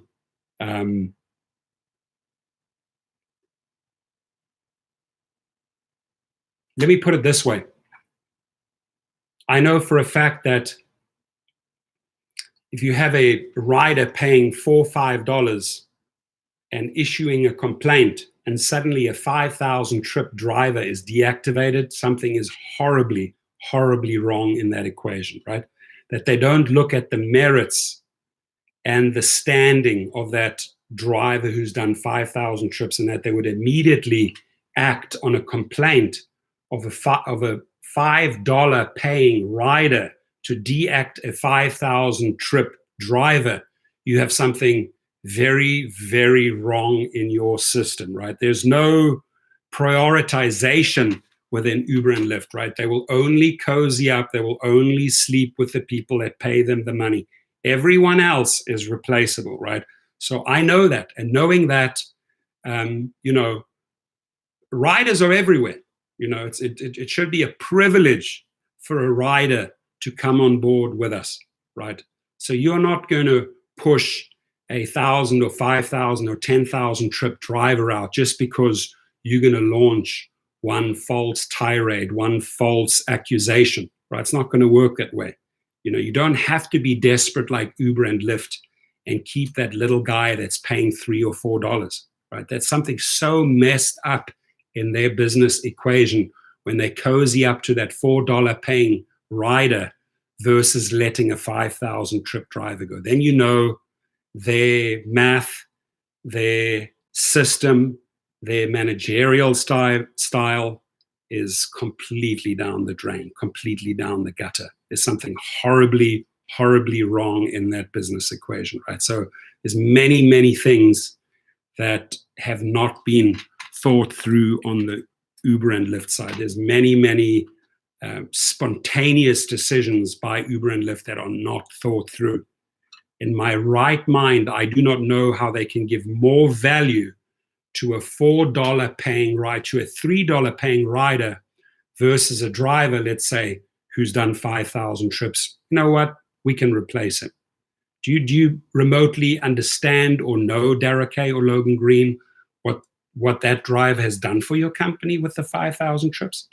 Do you remotely understand what type of rating he has, right? And you would actually nominate a $4 rider and let a 5,000 trip driver go? There's no prioritization here. Well, I know where the priority is. The priority is with the paying driver, right? But they don't put any weight, they don't put any emphasis on hard work.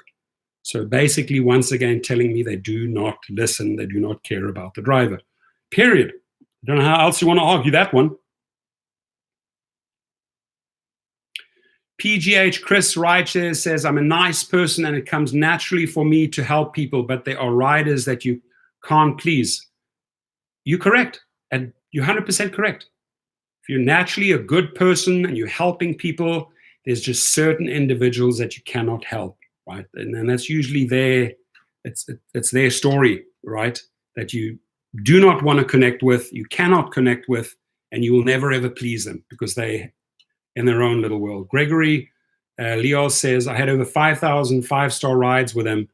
Then I just quit because the pay kept on going down. And good for you. Good for you to pull the plug if you say, hey, you know what? It doesn't work for me anymore. I did 5,000. Silly Goose is in the house, says, silly star rating number. Exactly. Thank you, Dennis.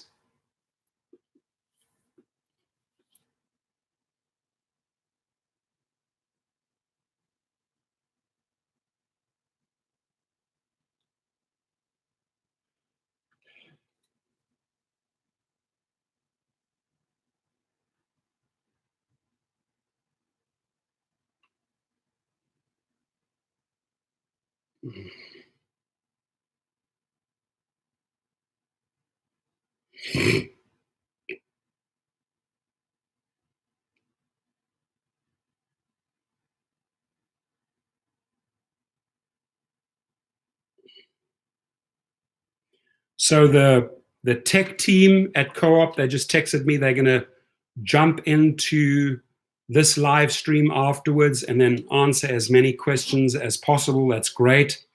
I think that's not my job, right? I'm trying to look, put it this way. I'm trying to answer as many questions as I'm getting live, right? Trying to address as many people, but there's certain questions, like one person said that link doesn't work, and they have to go through with a fine comb tooth, go through all of these messages, and then address individuals here.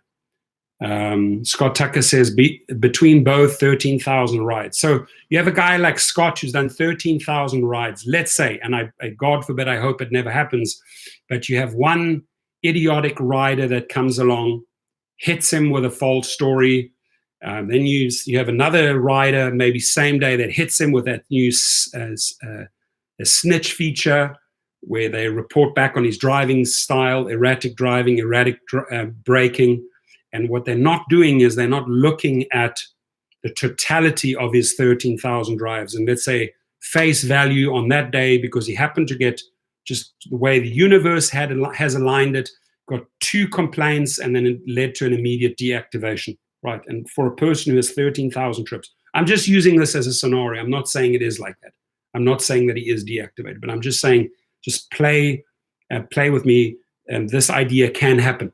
Right, you could really back to back have 2 wrongful stories out there, and it harms your 13,000 drives. Now, which group of technicians is looking into the fact that this individual has done 13,000 trips for the company? Right? I don't know. Maybe at an average of $10 to $15 per trip.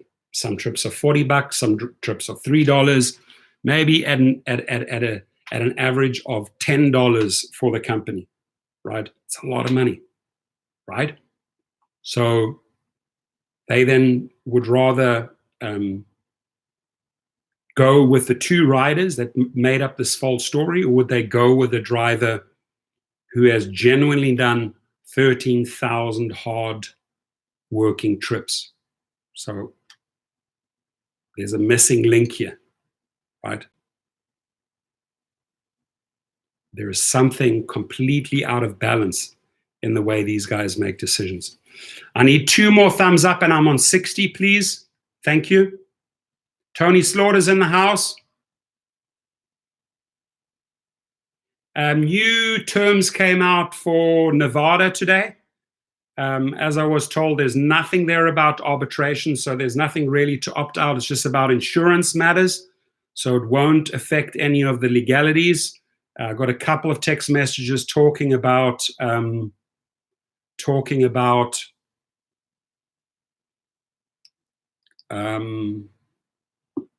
update about the insurance. Again, there was nothing mentioned there about arbitration or any legal issues, so you don't have to opt out of anything there.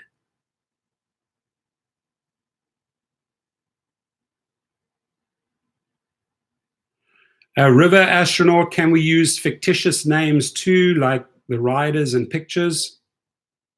Good question. I don't believe the company will allow fictitious names, just real names. If your first name is out there as the driver, Sean, Jackie, that's fine. You don't have to mention your last name.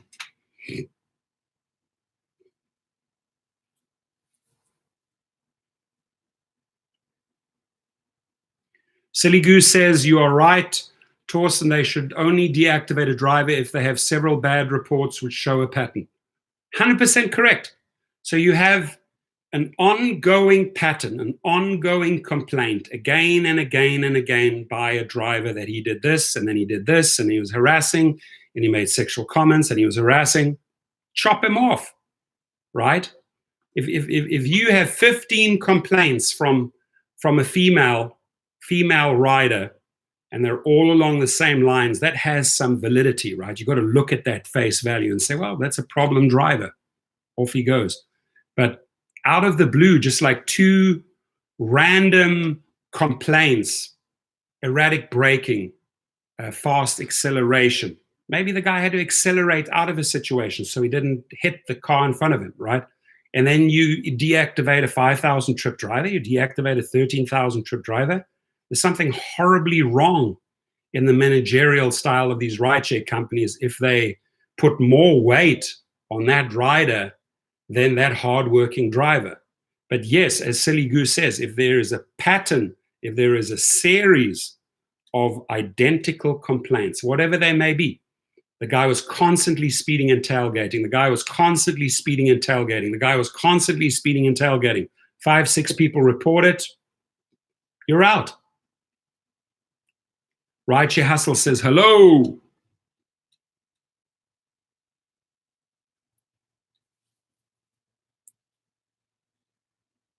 Matthew, thank you. I appreciate it. Expert's choice, always opt out of terms and conditions, 100% correct. All right, my friends, I think we covered a lot. And visit the website, navigate through it. We'll be adding a lot of stuff. The bottom line is we have a company in place that's not a startup. They've been around for over 10 years. They have a very, very powerful B2B structure. They even put my mug on there. Thank you. Appreciate it. And the partners, the rewards that they work with, the cities, we've capped 55,000 drivers join for free. I advocated for that. I don't want to see any upfront fees or any fees whatsoever until we really have an army of drivers that are ripe and ready to drive. Quiet Madness says, thank you all, drive in and stay driven. Go Donnie.com, you left out the second biggest casino market in the United States, Biloxi and Gulfport, Mississippi, just to let you know. Cool. Well, as far as people go, right, as far as numbers go, those didn't fall into the top 200 cities. We just chose the top 200 cities. But whether you're in Biloxi or Gulfport, you're in the mix. If you signed up in there right now, you're in the mix. You're not paying any membership. So I will gladly add those cities for you if you feel left out, right? I didn't handpick those cities, by the way. I made suggestions. Debbie Murph says, shared pool passengers too often give false accusations and poor ratings. Strong sense of entitlement exists. A strong sense of entitlement exists by the people that pay the least money. It's strange in life how some people would pay the smallest amount of money, make the most noise. They feel the most entitled, right? It's quite strange how life works sometimes, right? Those who pay the $3 or $4 have the loudest mouths.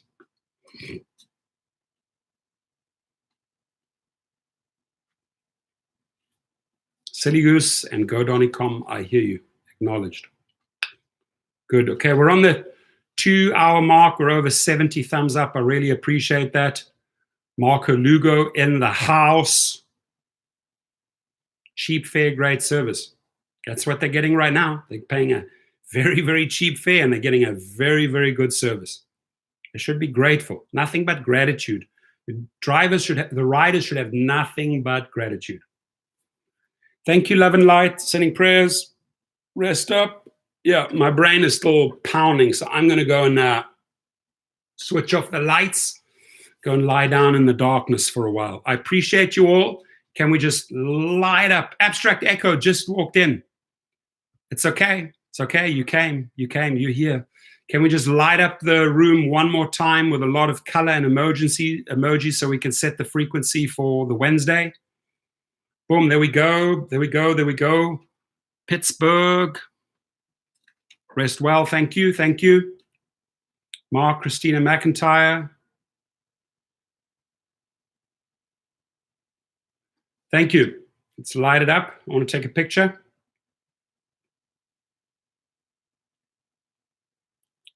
I like it. I like it. I like it. Quiet Matters. Mark Rowden, Rideshare Hustle. Whoop, whoop, whoop, whoop. Yeah, a lot of color. I like it. That's us. See that? Just let that sink in. Whoa, got another one here. Got to take another one. Dun, dun, dun, dun, dun, dun, dun, dun, dun, dun, dun. Again.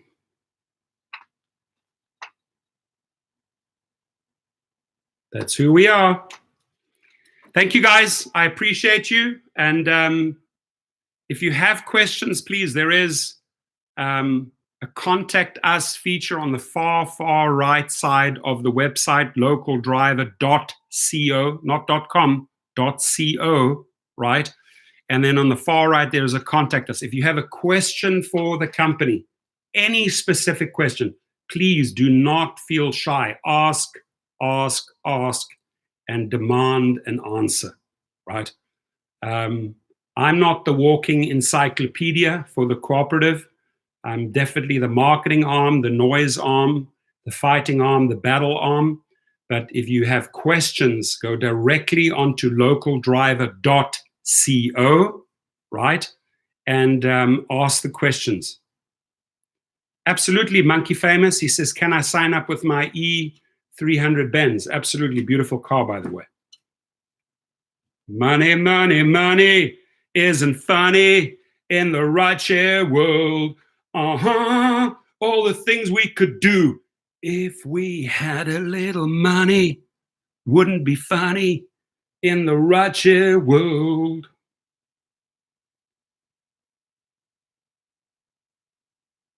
Awesome. You guys rock. I appreciate it. All right, saying goodbye to Mark, Expert Short, Driverpreneur, Monkey Famous, Liberty Murph, Slick Nick, Silly Goose. Drive safe, my friends. Eyes on the road. Let's make money. Let's make money. Tampa, Florida. Monkey Famous is from I love that name, Monkey Famous. Love the logo, love the name. It's really cool. Like it. Drive safe in Tampa, Florida, Monkey Famous. I want you to stay famous.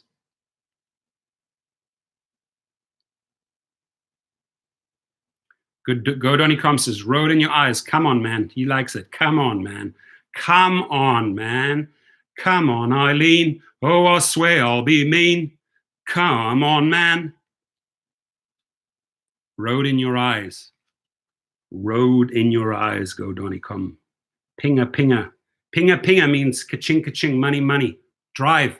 Go get those riders, Go Donny. Give them 5-star service because your pinga, pinga went off. Go get them, Go Donny. Come on, man. Come on. The rider's waiting, Go Donny. Come on, man. Go get them. Pinga, pinga, gotta go. I like it. You know, it's calling you. They're calling you. They're calling you. All right, go to bed.